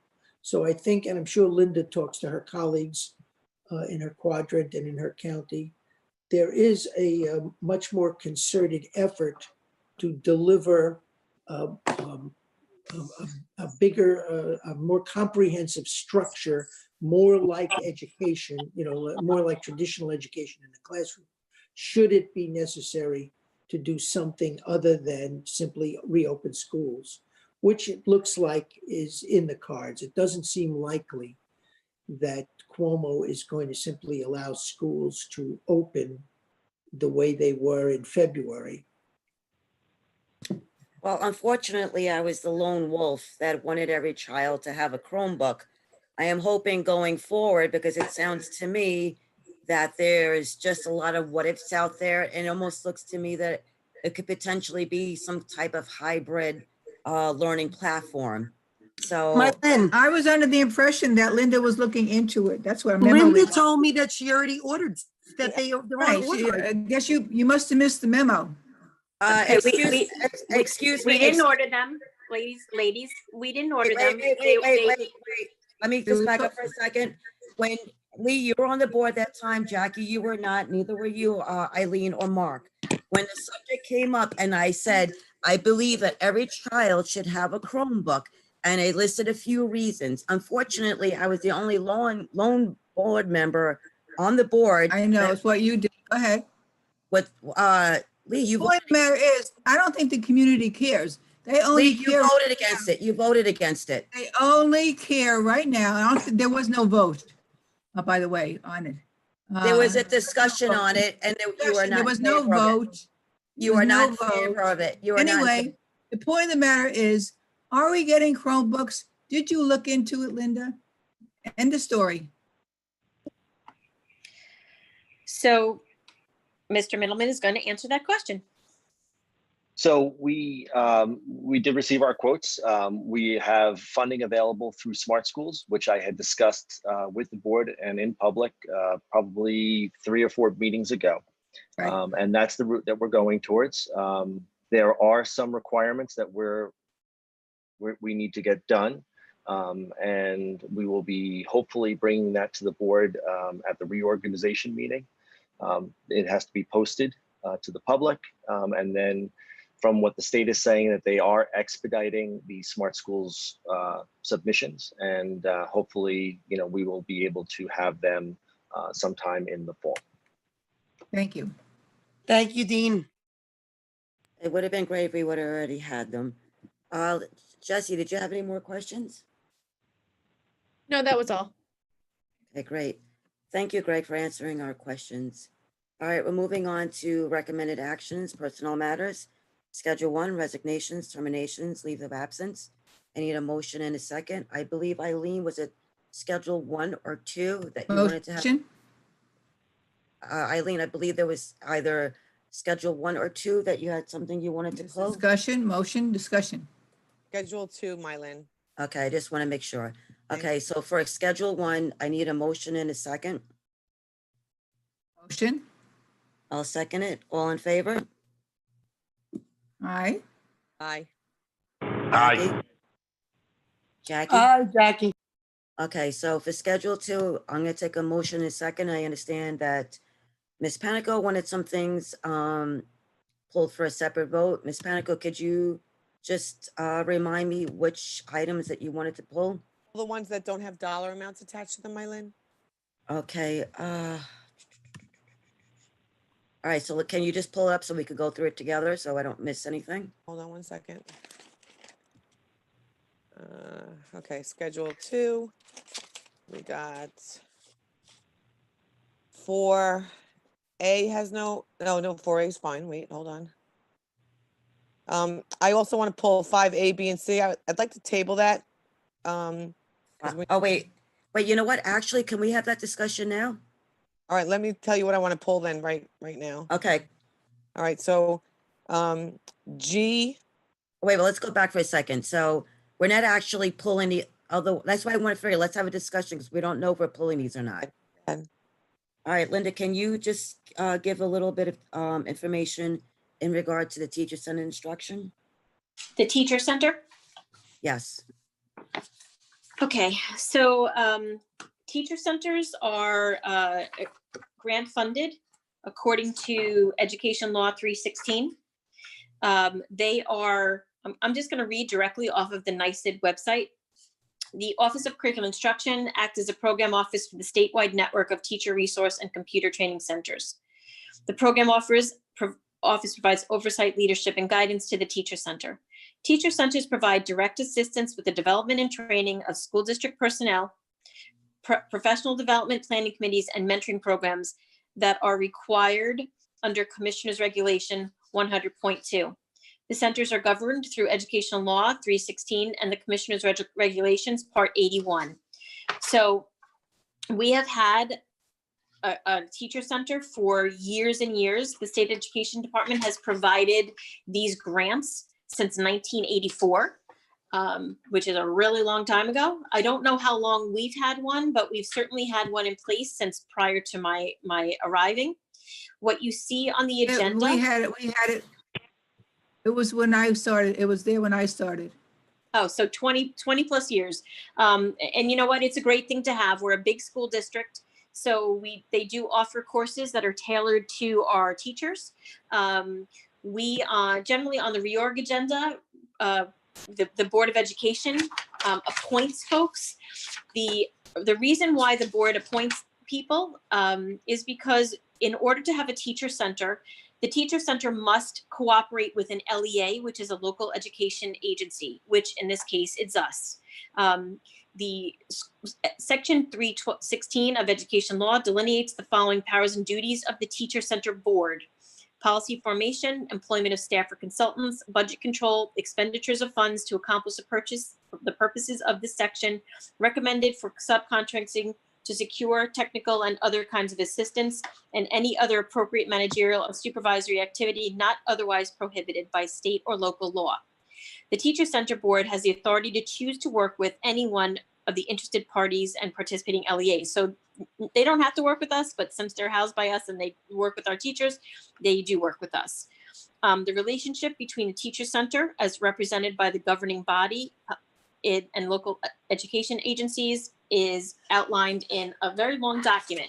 But the biggest piece of it is that the Teacher Center Policy Board publishes vacancy notices, interviews candidates, selects persons to be hired, and forwards all the pertinent information to the LEA for purposes of appointment.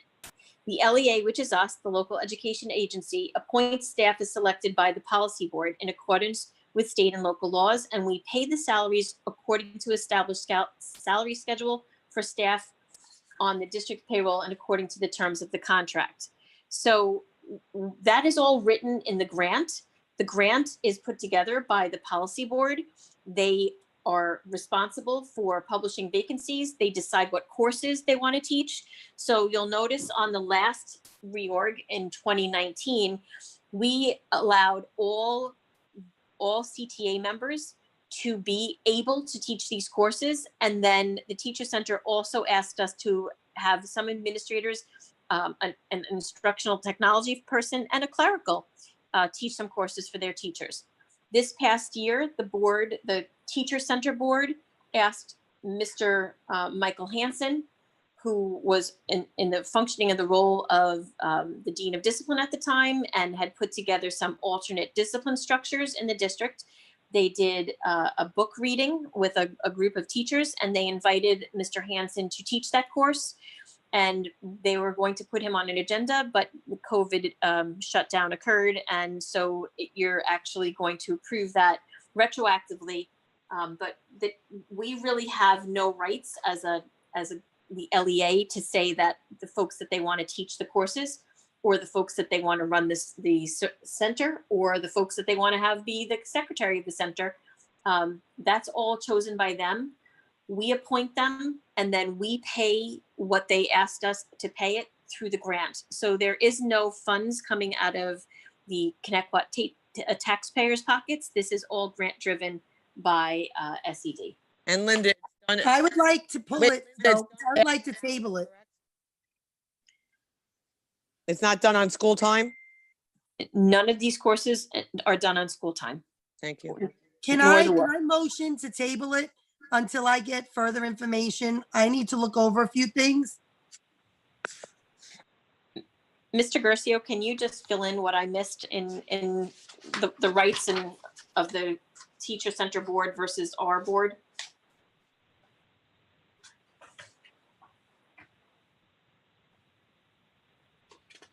Did I lose Mr. Garcia? I'm sorry, I was on mute. My first question is, has the item itself been moved before it's been tabled here? Was the item moved? No. No. Okay, well, you've got to operate pursuant to the rules here. First of all, I'm not sure why a discussion is being had without a motion on the floor as to the item. So you There can't. was a motion. There was a motion. That's my question. Has the item been moved? Well, we didn't move it, but we asked for Yes. all the items, and that's one of the items right now. Okay, well, when you say we didn't move it, has a motion, that's what I mean when I say has the item been moved? Has Yeah. a motion been made, including this item? Yes, Yeah. to discuss, yes. Okay, so the first thing that has to happen then is this item has to be pulled for a separate vote. When this item is pulled for a separate vote, you take care of all the ones that are on the. Greg, that's what? not the question. That's not the question, Greg. Well, that's how you can table it. I'm trying to respond to. Greg, no, we're not tabling at this second. We're asking a question first. What is the Teacher Center instruction? That's the Okay. question first before it becomes a table. Okay, I'm sorry, but I thought I heard Jackie say she's tabling the That's what item. she wants to, but everyone else wants a discussion first. Okay, I understand. All right, so let me explain to you how Teacher Center works within the context of labor relations. All of this has to do with teachers moving on the salary schedule for in-service courses. So it is like Delicate Institute. No, it's not. It's well, there's a, when you say it's like Delicate Institute, They have to there's- take that's a big agenda. It's like, courses to move up on steps. yes, okay. So there are a variety of places that provide for your ability to take in-service courses to move on the salary schedule. Right, I'm just aware. of Most school districts contract with a teacher center because the conventional wisdom out here in my industry is that those courses are much more highly productive than the typical in-service course. They're really out-service, because the real definition of in-service is your own teachers providing instruction to your own teachers within the context of program developed by a school district. If you've been around as long as I have, you know that's what in-services used to be. Nobody does that anymore. They now contract it all out in one way or another. So teacher centers are an outside agency with whom you contract. You do so when the administration looks at the program that it's delivering, not necessarily the presenter, but the program, and approves the program because it believes it meets a certain standard that is acceptable to the administration toward movement on the salary schedule. That's the degree to which you have control. You control whether you accept the program and allow teachers to take a particular course for the purpose of moving on the salary schedule. You do not control who delivers the program any more than you do if a teacher decides to go to take a graduate course or to take in-service credit from some other agency other than a teacher center. That answer your question? And how much does it cost the district? Nothing, Lee. It's How much? I know that, but I want him to say that. just said it already. Well, I'm not saying it, the superintendent has said it, but I can tell you that the fact that this teacher center is provided by a grant, that's not necessarily what always happens, but school districts don't generally pay for the setup of the teacher center. They're funded by some third-party source.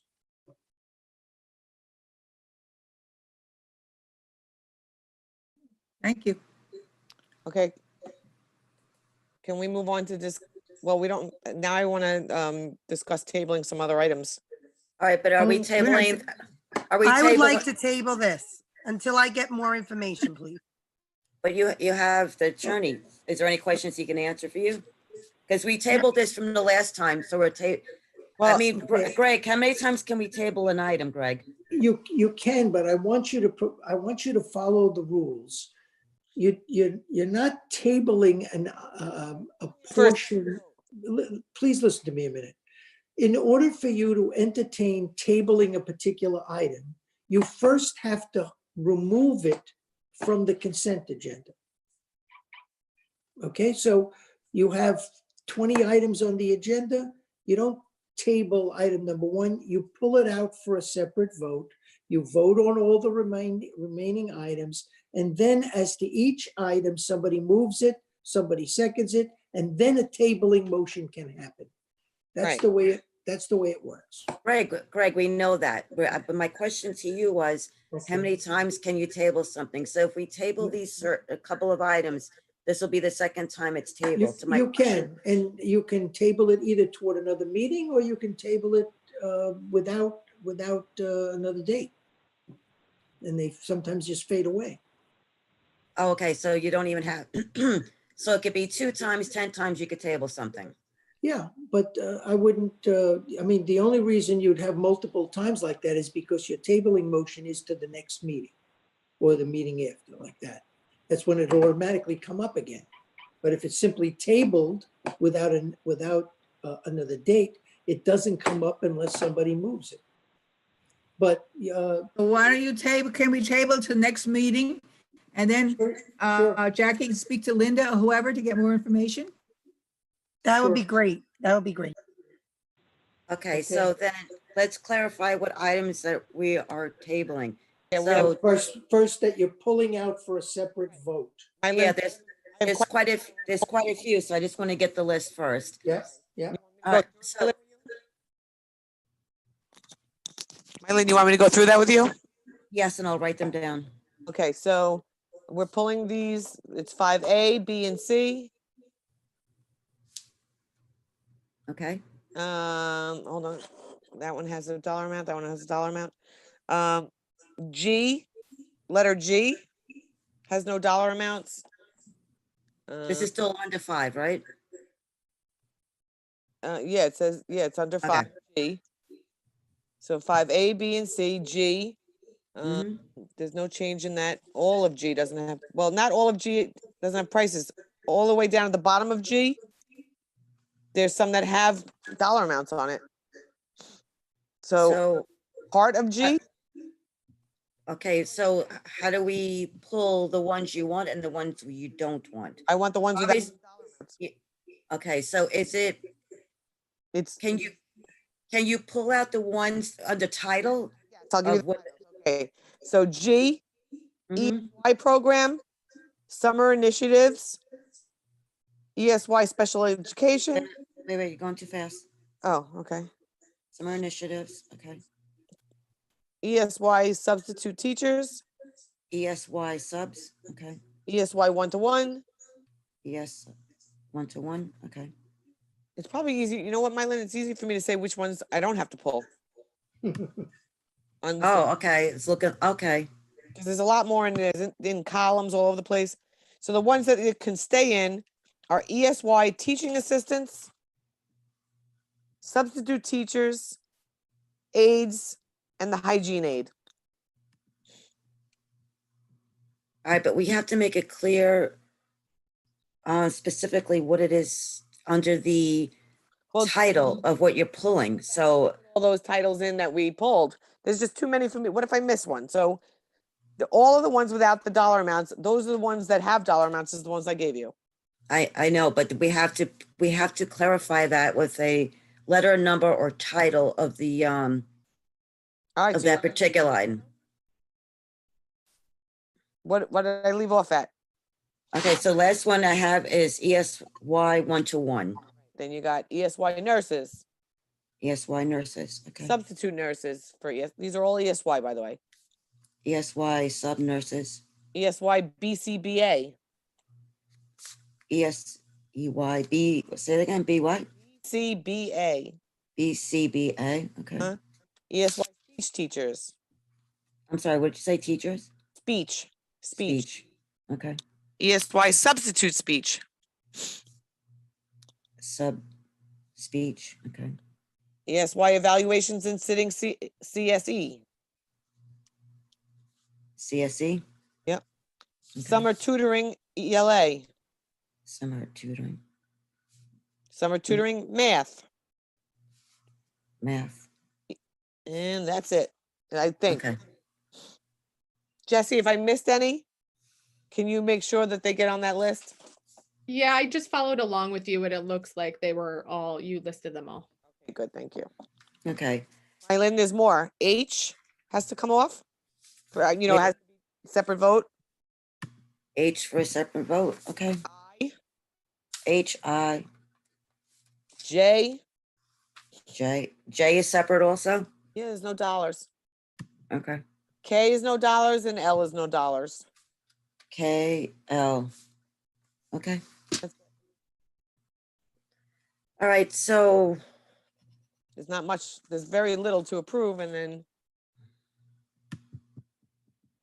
Greg, can we vote to table all those ones in one motion, the ones that I pulled? Well, yeah, well, I'm gonna show you how to do that. First vote on what's left. Okay, let's vote on what's left. okay, so I'm just gonna clarify so that we are on the same page. So I'm going to make a motion for item 4A.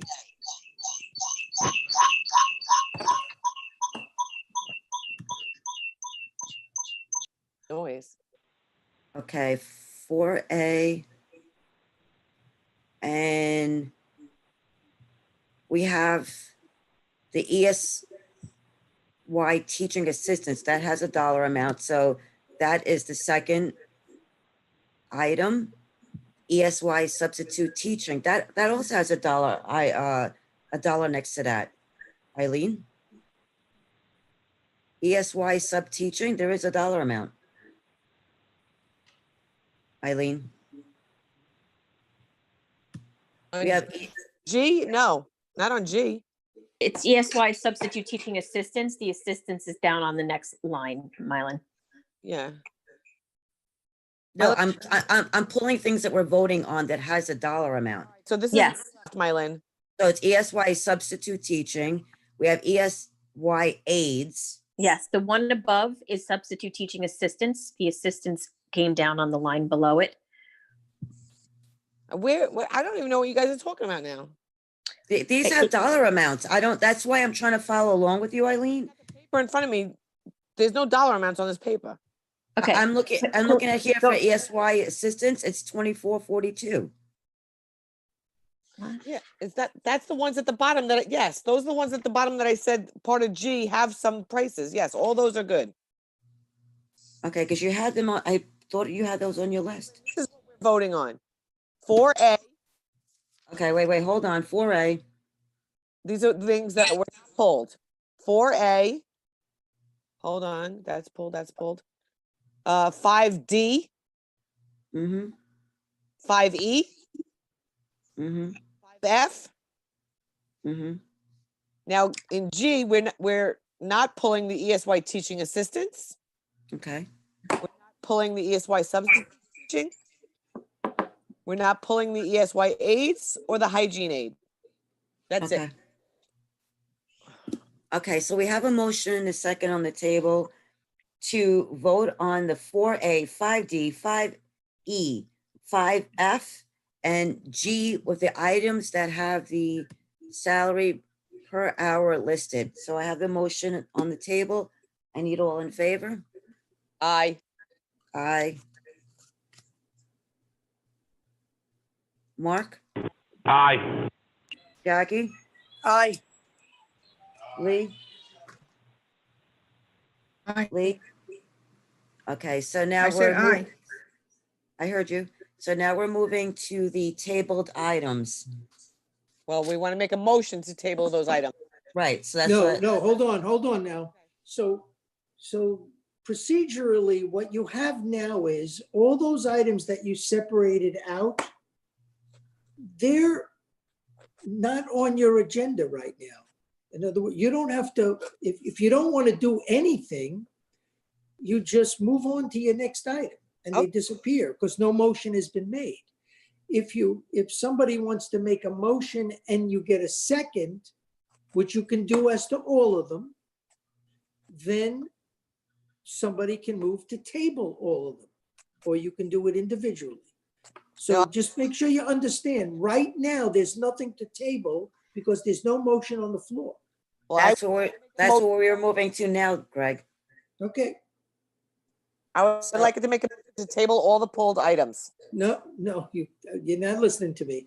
Okay. You can't table items that haven't been moved. So right now, as to all those items, what you did was pull them for a separate vote. Well, that's what I just said. I would like to make a motion. to- No, you have to move the item and then somebody seconds it. I would like to And then, move the just item. like you wanted to vote yes, as though you wanted to vote yes. Like The to, item gets moved, it gets seconded, and then somebody moves the table. That's Okay. the way it works. so I would like to make a motion to move those items. There you go. Need a second. I'll second. I would like to make a motion to table all the moved items. Okay, no discussion of a tabling motion. You go right to vote. Got to get a second. I need, I second. Now you have to have a vote. aye. Aye. I'm gonna say Nay. no on this. I'm gonna say no to this. Say no. Mark, No. So now the table failed. So does that mean we're forced to vote on the items? Yes, now you move on to your discussion. And if there's I no don't discussion, you move to a vote, you go to a vote. Mark misunderstood. Is this on the stuff with the money's not next to it? Yeah, Yeah, You want to vote on and let them go through, or you want to table them? Well, they're gonna go through eventually. right. They're gonna go through it. This is just, I don't vote on things that don't have a dollar amount. That's why I did that.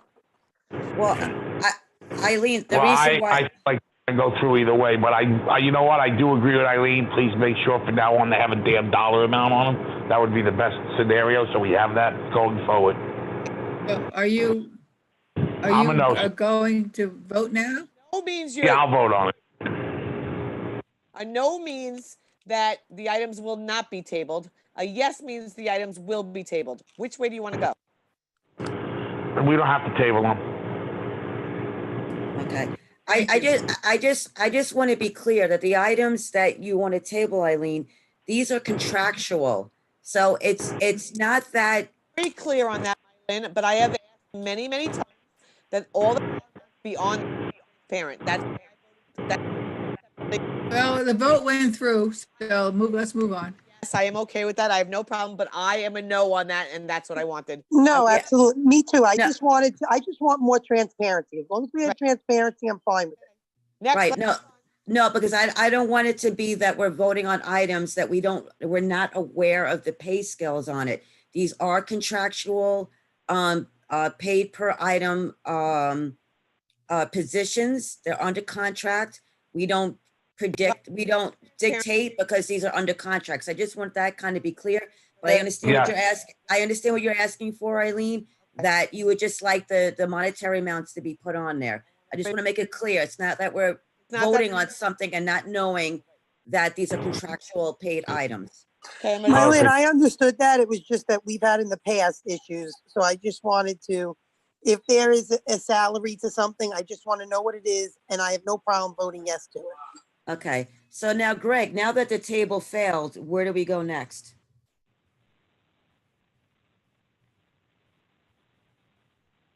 Greg, you muted, I think. yep.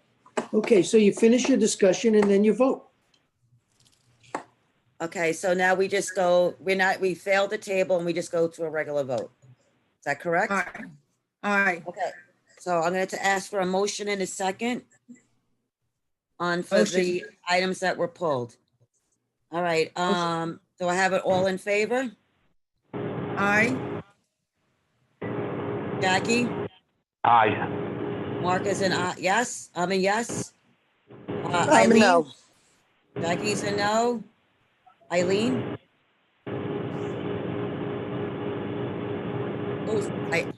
no. Eileen? Okay. No. Okay, moving forward.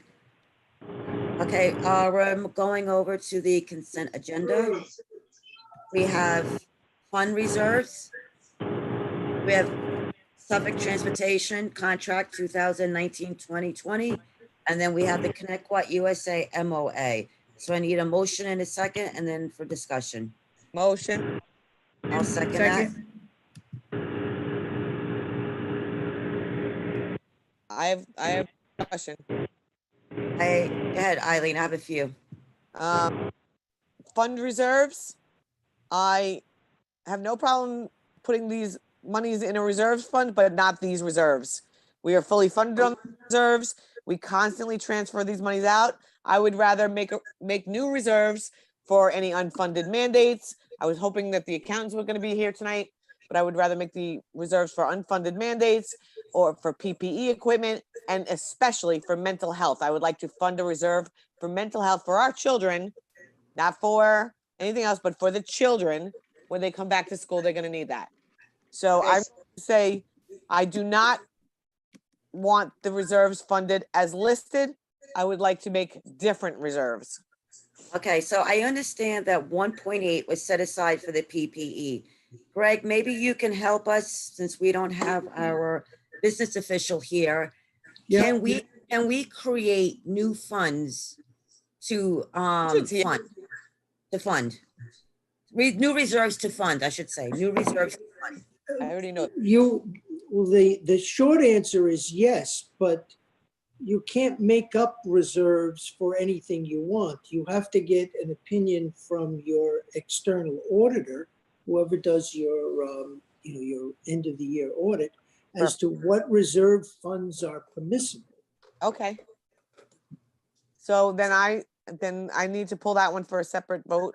I want to table this because I don't So think that, I don't- I'm on the call. I got kicked off, but I'm here.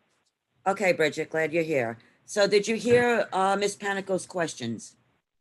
I did. The problem with figuring out new reserves to fund is that the deadline is tomorrow. So it would be a lot of work to now figure out what new reserves, what's the requirement to establish a reserve, so on and so forth in a day. But I told you this. Everybody knew that everybody knew that this is what I was going to ask for. I made no secret of this, that I was not going to fund these reserves, especially workers' comp, that we always transfer money out. Everything that the auditor said in the last report, that we were fully funded. I don't want to put $6 million in these specific funds so that we can't use it for our children. So no, everybody knew this. I'm sorry, you guys, prepare for it. I definitely was bringing this up. Again, the vote could go that way with other 3 board members. This is just my vote. Well, Eileen, I think you and I were on the same page with this one because I had some reservations about funding these particular items. Right. So. And I absolutely understand. And this is really just to say that money is going to go to some place. We're not funding it right now. It's a placeholder. This way we can get through audit, we can get through internal, we can get through external. And at the end of it, come together as a team, both Board of Ed and myself and Cabinet and the superintendent, to say, here's where we're at in a year that was extremely difficult for all, a year that has never occurred before.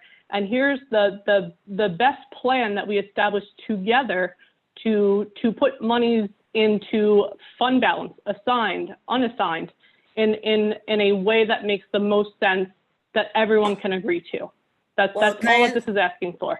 Well, where is the 1.8 million secured for the PPE? Where is that, what line item, or where does that reserve sit? That's not a reserve. That is a line item in the budget itself, in the A fund. So you don't need to create an account to put a reserve? No. Could we Okay. take the money out? For mental, Can we take the? I'm saying we go along with, Out. Well, she's saying we could take the change money things. out. No, I'm not comfortable putting it in those specific titles then.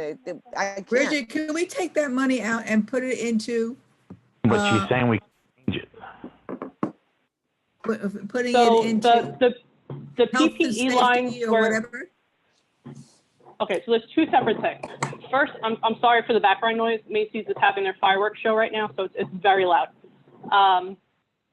The first thing is mental health. That is a part of the general fund. That's part of line items within pupil personnel services. That's line items within the special education line. And that is separate from reserves. So that's going to be fully funded through the general fund. For PPE, personal protective equipment, that's going to be funded through the general fund as well. That 1.8, which was taken from the energy performance contract, that is split between pupil personnel, and that is split between plant and facilities. So that is going to cover both machines to disinfect. That's going to cover masks for every single employee. We don't know if we're going to have students that will need masks. We haven't received any guidance whatsoever as far as executive order. It is simply saying that that is 1.8 million we anticipate to set aside for PPE. This way we don't have to back it out of any other lines, especially since we do not yet know what's going to happen with state aid if we're going to see a reduction in aid as well. So that's why those funds are set aside for PPE. This way we're ready to go for those major expenses that no one anticipated before this. That's why that was set up. What about the mental health that we wanted to add? Like just that, talked whether it about be it. I'm sorry, I fell off the call. Jesse just let me back in.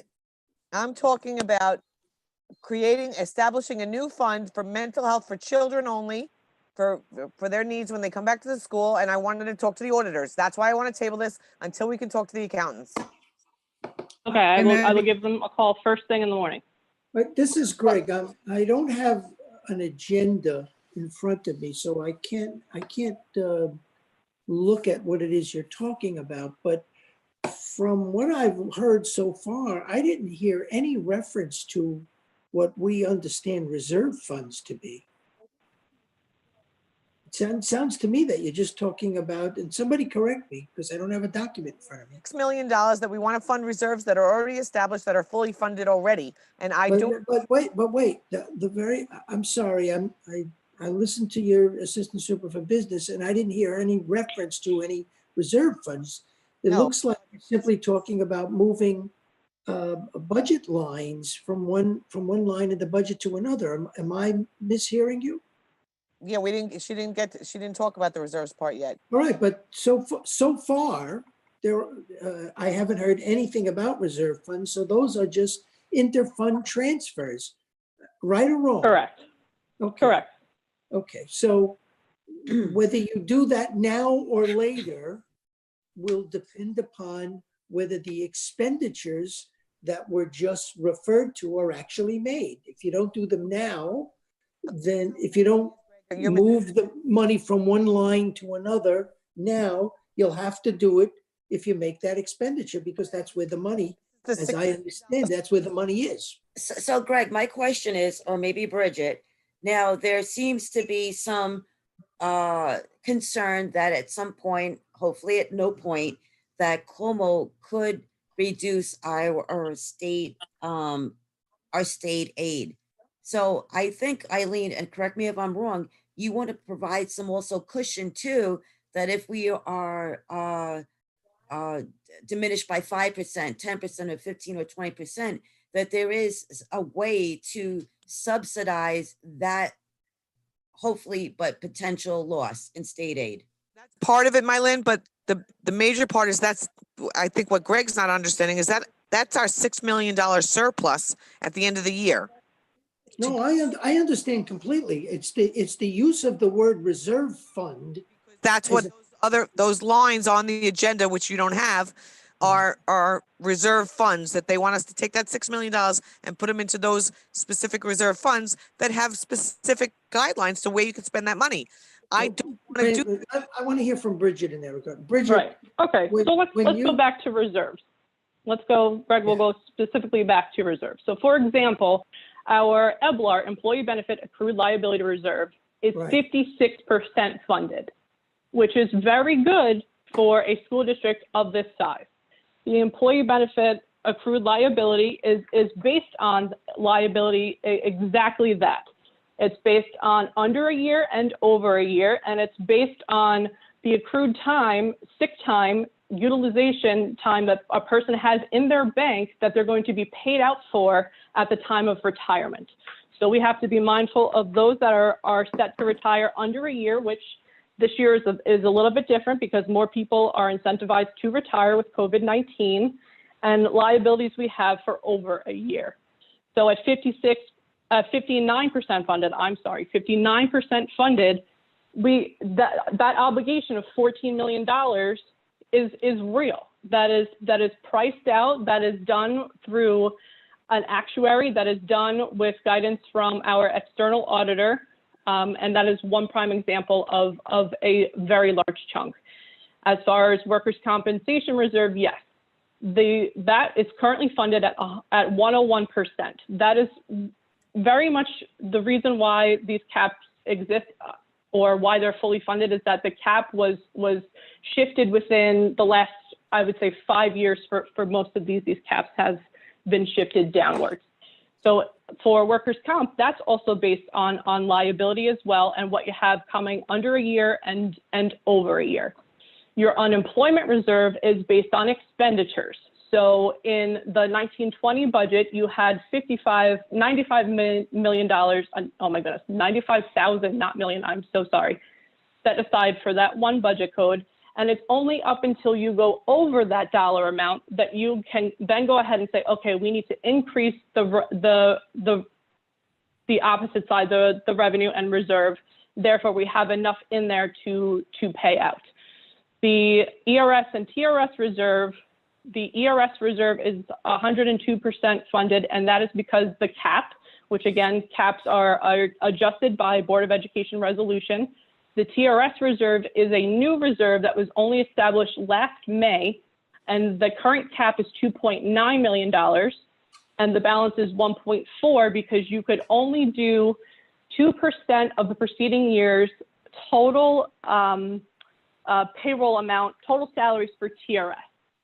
So for example, in 1920, it is approximately $71 million for total salaries. So times 2% is roughly $1.4 million. So those are prime examples of what we're presenting year over year. So what was presented last May, that $7 million total, we're now looking to replenish that amount. So the 56, 59%, 49%, 101%, that's fully funded if we go back and put those numbers back into the reserve. So if we don't go ahead and fund these reserves, we're not replenishing what we put towards the budget for this year. No, you don't necessarily have to fund the reserves. And Eileen, I completely understand what you're saying with mental health, but especially in the last presentation with Gail and then working with Monica and working with Linda, the entire cabinet, and going through YFS workers, so on and so forth, and really getting that worked out. We're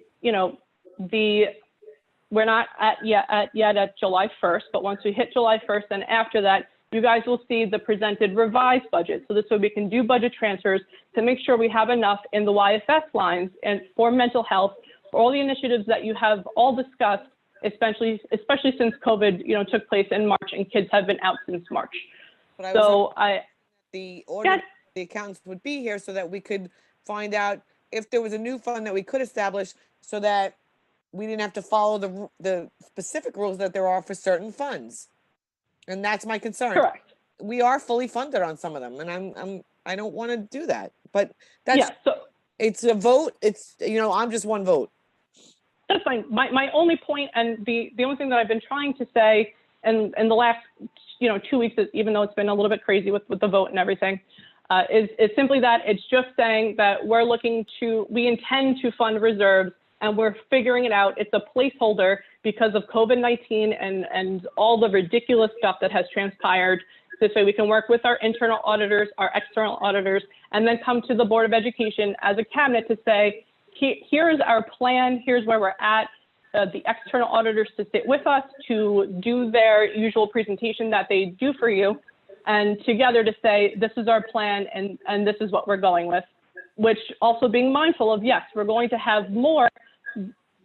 have expenditures under budget, which is usually typically what happens year over year. For 18-19, as we closed out, the final budget was under expense by $5.6 billion.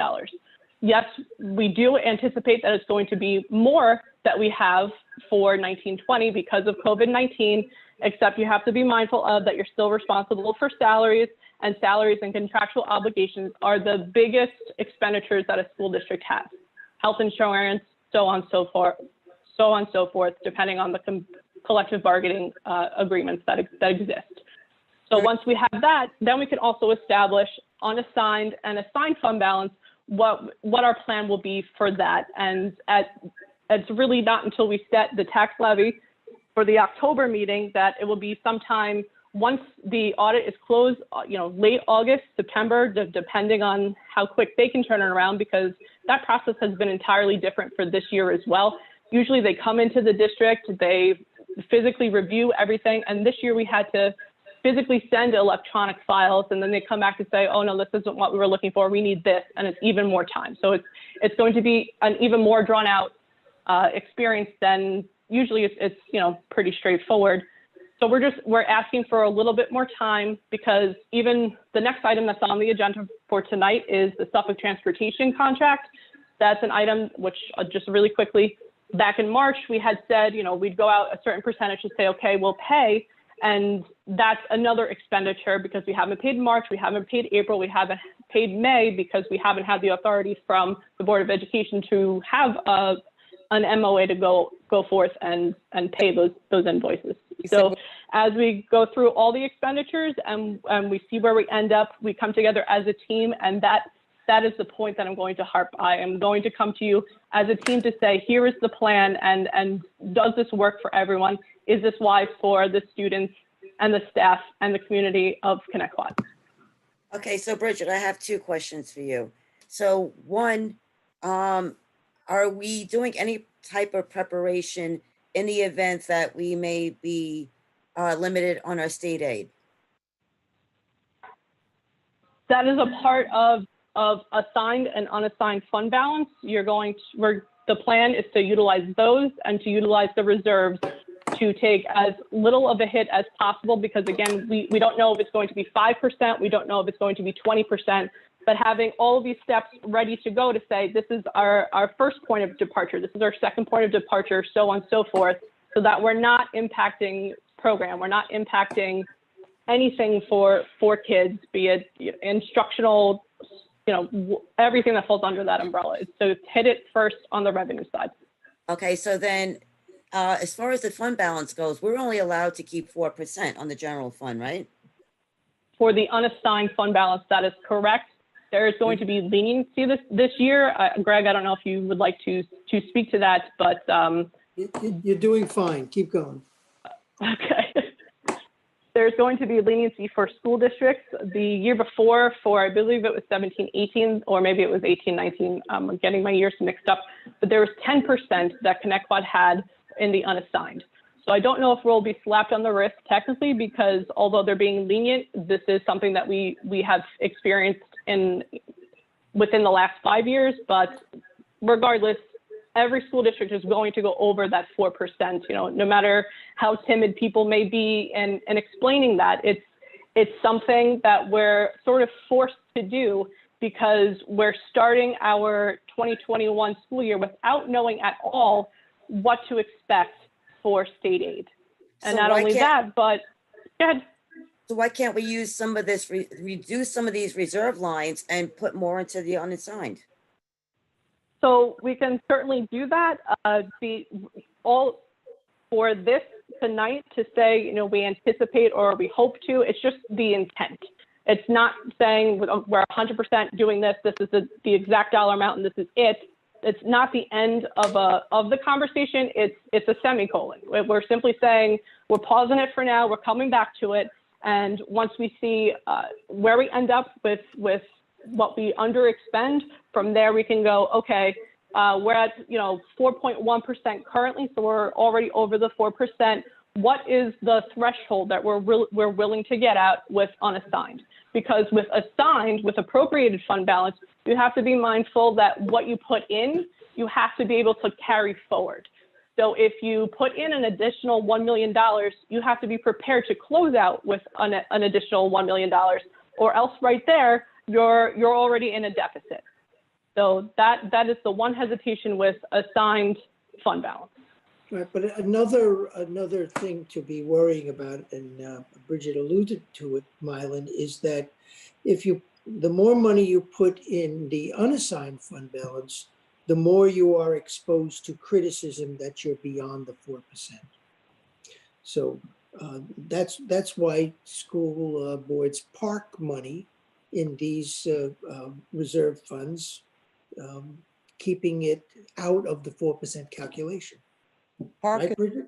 Greg. And I understand that prior, and of course, I think we're a tiny bit over the 4% on the unassigned. Mylan. But I think this year we should start considering, because again, we don't know if there may be a reduction in the state aid, and we don't want to hurt programs. We don't want to do anything, and we certainly don't want to overfund reserves in an event that we may have to use it to subsidize any loss on state aid. Yep, I agree. Thank you. So can we just, that's the discussion on that. I don't know if anybody wants more discussion. We've already talked about this a million times. Well, I just have one more question, if Bridget doesn't mind.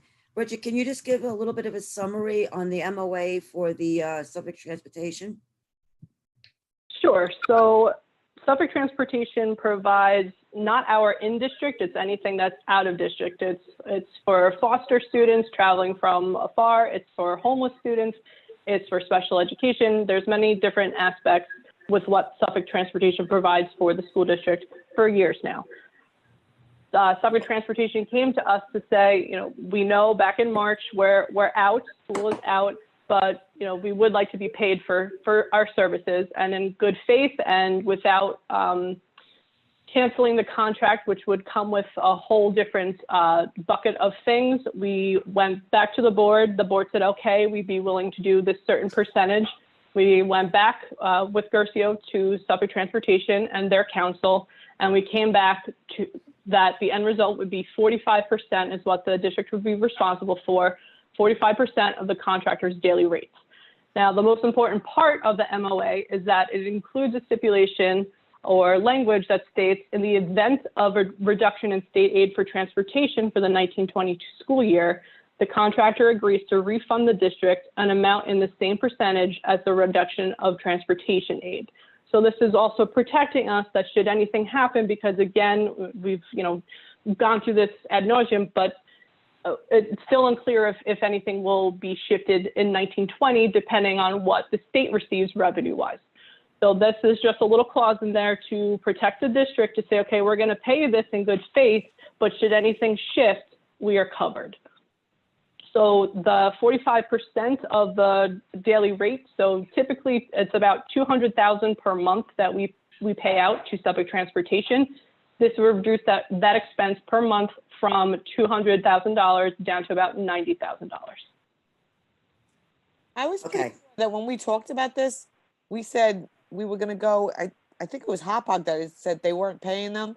And I thought, I could be wrong, that we said we were going to do the same.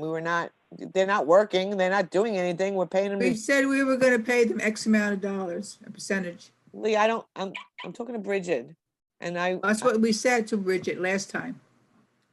I'm done. Yes, so Lisa Hutchinson is not on the call, but she had the understanding that there was a certain percentage that the district was willing to pay, and therefore went back to Suffolk Transportation with that amount to work it out with them since that board meeting. We all agreed upon it. All five of us. I don't think it was all five of us, but that's okay, Lee. It was.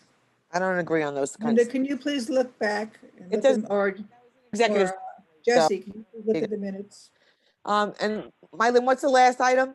That's the Connect Quiet USA? Yes. Okay, so I would like to make a motion to vote on all these separately, Okay. 3 of them. We could do that. So I need a motion, a second to fund the reserves. I actually, Eileen, because I think you and I are kind of on the same page with this. And if I'm hearing you correctly, Bridget, this is just a placeholder. This is not something set in stone. And I understand that I heard you say you need 24 hours that you have to put this through. Can it be done with stipulations that, again, this is just a placeholder, that if any of that money to be transferred into those reserves, be another topic of discussion with the board of ed? Correct. That. Yes. If we do it that way, if they change the wording on that to say that this money is just I like that, Mylan. It's good for me. it right now, then I would go with that. But right now, it looks like we are putting the money there, and I can't say yes to that. Yeah, well, I want to put it on record as with the stipulation. I understand she's got 24 hours. She mentioned it as a placeholder. I want to hold it as a placeholder until we speak to the auditors on how we could proceed further. Perfect. Thank you, Mylin. Greg, can we do that? Can I make a suggestion as to the language? Your auditor is not going to like the placeholder concept at all. In fact, that'll wind up in your management letter. You can simply say this, you're voting yes. The motion should say to fund the following funds subject to further action by the board. There you go. Perfect. I'm okay with that. That's why we pay you the big bucks. Yeah, Not I'm tonight. okay with that. that. I would let that one go through with that, but I still want to vote on the other one separately too, though. Yes, that's fine. Okay. Okay, so I need a motion and second with the language incorporated from Motion. Mr. Greg Garcia. All in favor? Aye. Aye. Aye. Okay, we're moving on to the Suffolk Transportation contract for the 2019-2020 MOA June 10th, 2020. I need a motion and a second. I'll second the motion. All in favor? Aye. Aye. No. Eileen's a no. Jackie? We have Mark as a yes, Lee as a yes, me as a yes. Jackie? Did we lose? Yes. Okay. All right. So 4 yes, 1 no on that. We're moving on to the Connecticut USA MOA. I need a motion and a second. All motion. Second. Lee seconds. All in favor? Aye. Aye. Lee's an aye. Mark?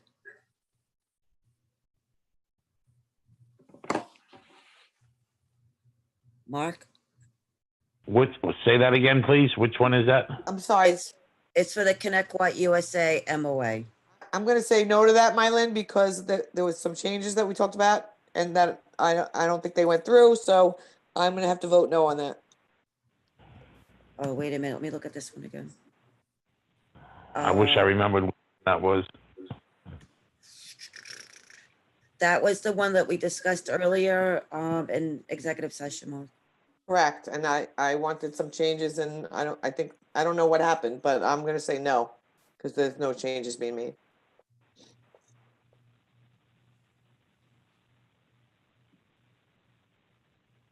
Mark, do you know which one it is, Mark?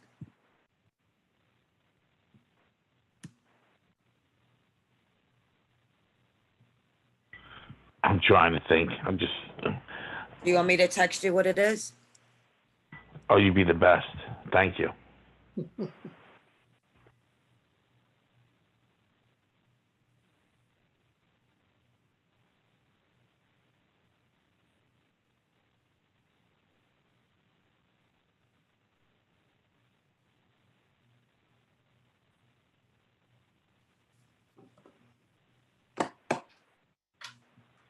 I sent the text.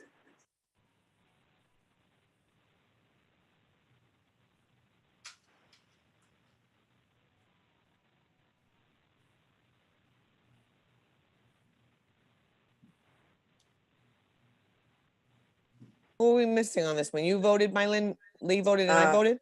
Yeah, we're waiting on Mark and Jackie. Okay, thank you. Jesus. Jackie, in the meantime? Jackie? Sorry, my iPad died and I've been going on and off with this thing. Okay, we're voting on the memorandum of agreement for the unit that we had spoke about in executive session. The Connecticut USA MOA.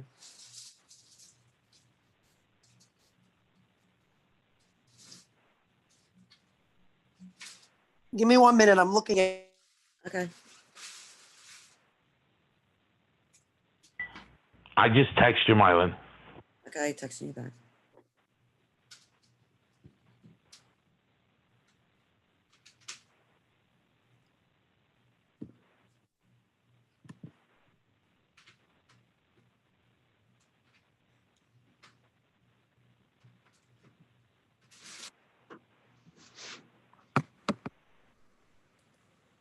You looking through, Jackie? This is the one I believe I said no to in executive.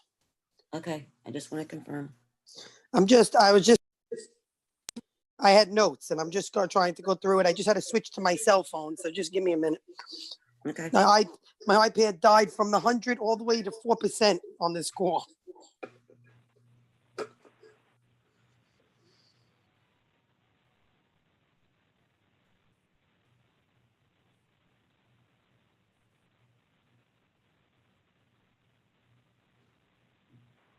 Did you get my text? Mark? Yeah, this was the one I'm a no. I had questions on. I wasn't sure. I don't like it. I was a no. I believe.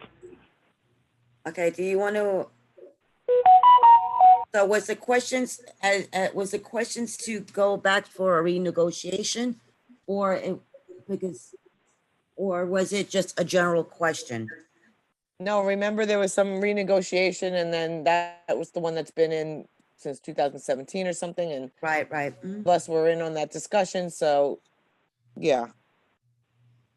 Okay, so, sorry, Greg, so there's 2 yes, 3 no's for this. And, do you have the memorandum of agreement in front of you, or are you have No, reference? I do not. I attended this session at your request as to the issues that we talked about an hour and a half ago. So I do not have what your board agenda. Well, thanks for Okay, staying with us, right? can you, If somebody can tell me quickly what it is, I'll help you any way I can. I don't think we could say that in public.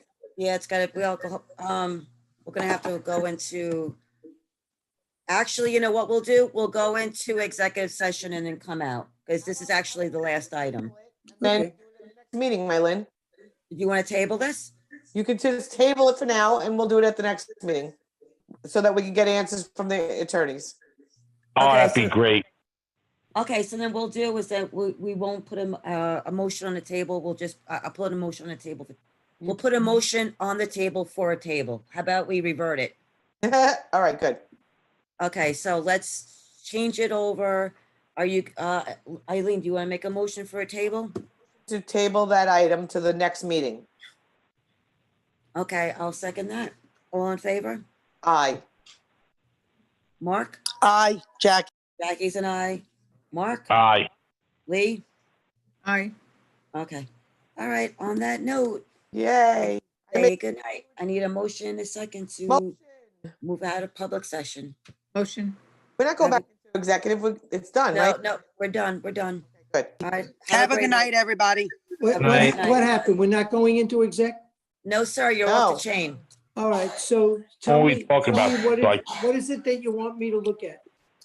Don't worry about it. We'll discuss it with Lisa and Brian because they were in the negotiation process with that. Okay, fair enough. Right, Thank you, so- Greg, for everything. Have a good night, everybody. Good night, Good night. everyone. Good night, everyone. Bye. Good night. Good night, everyone. Good night.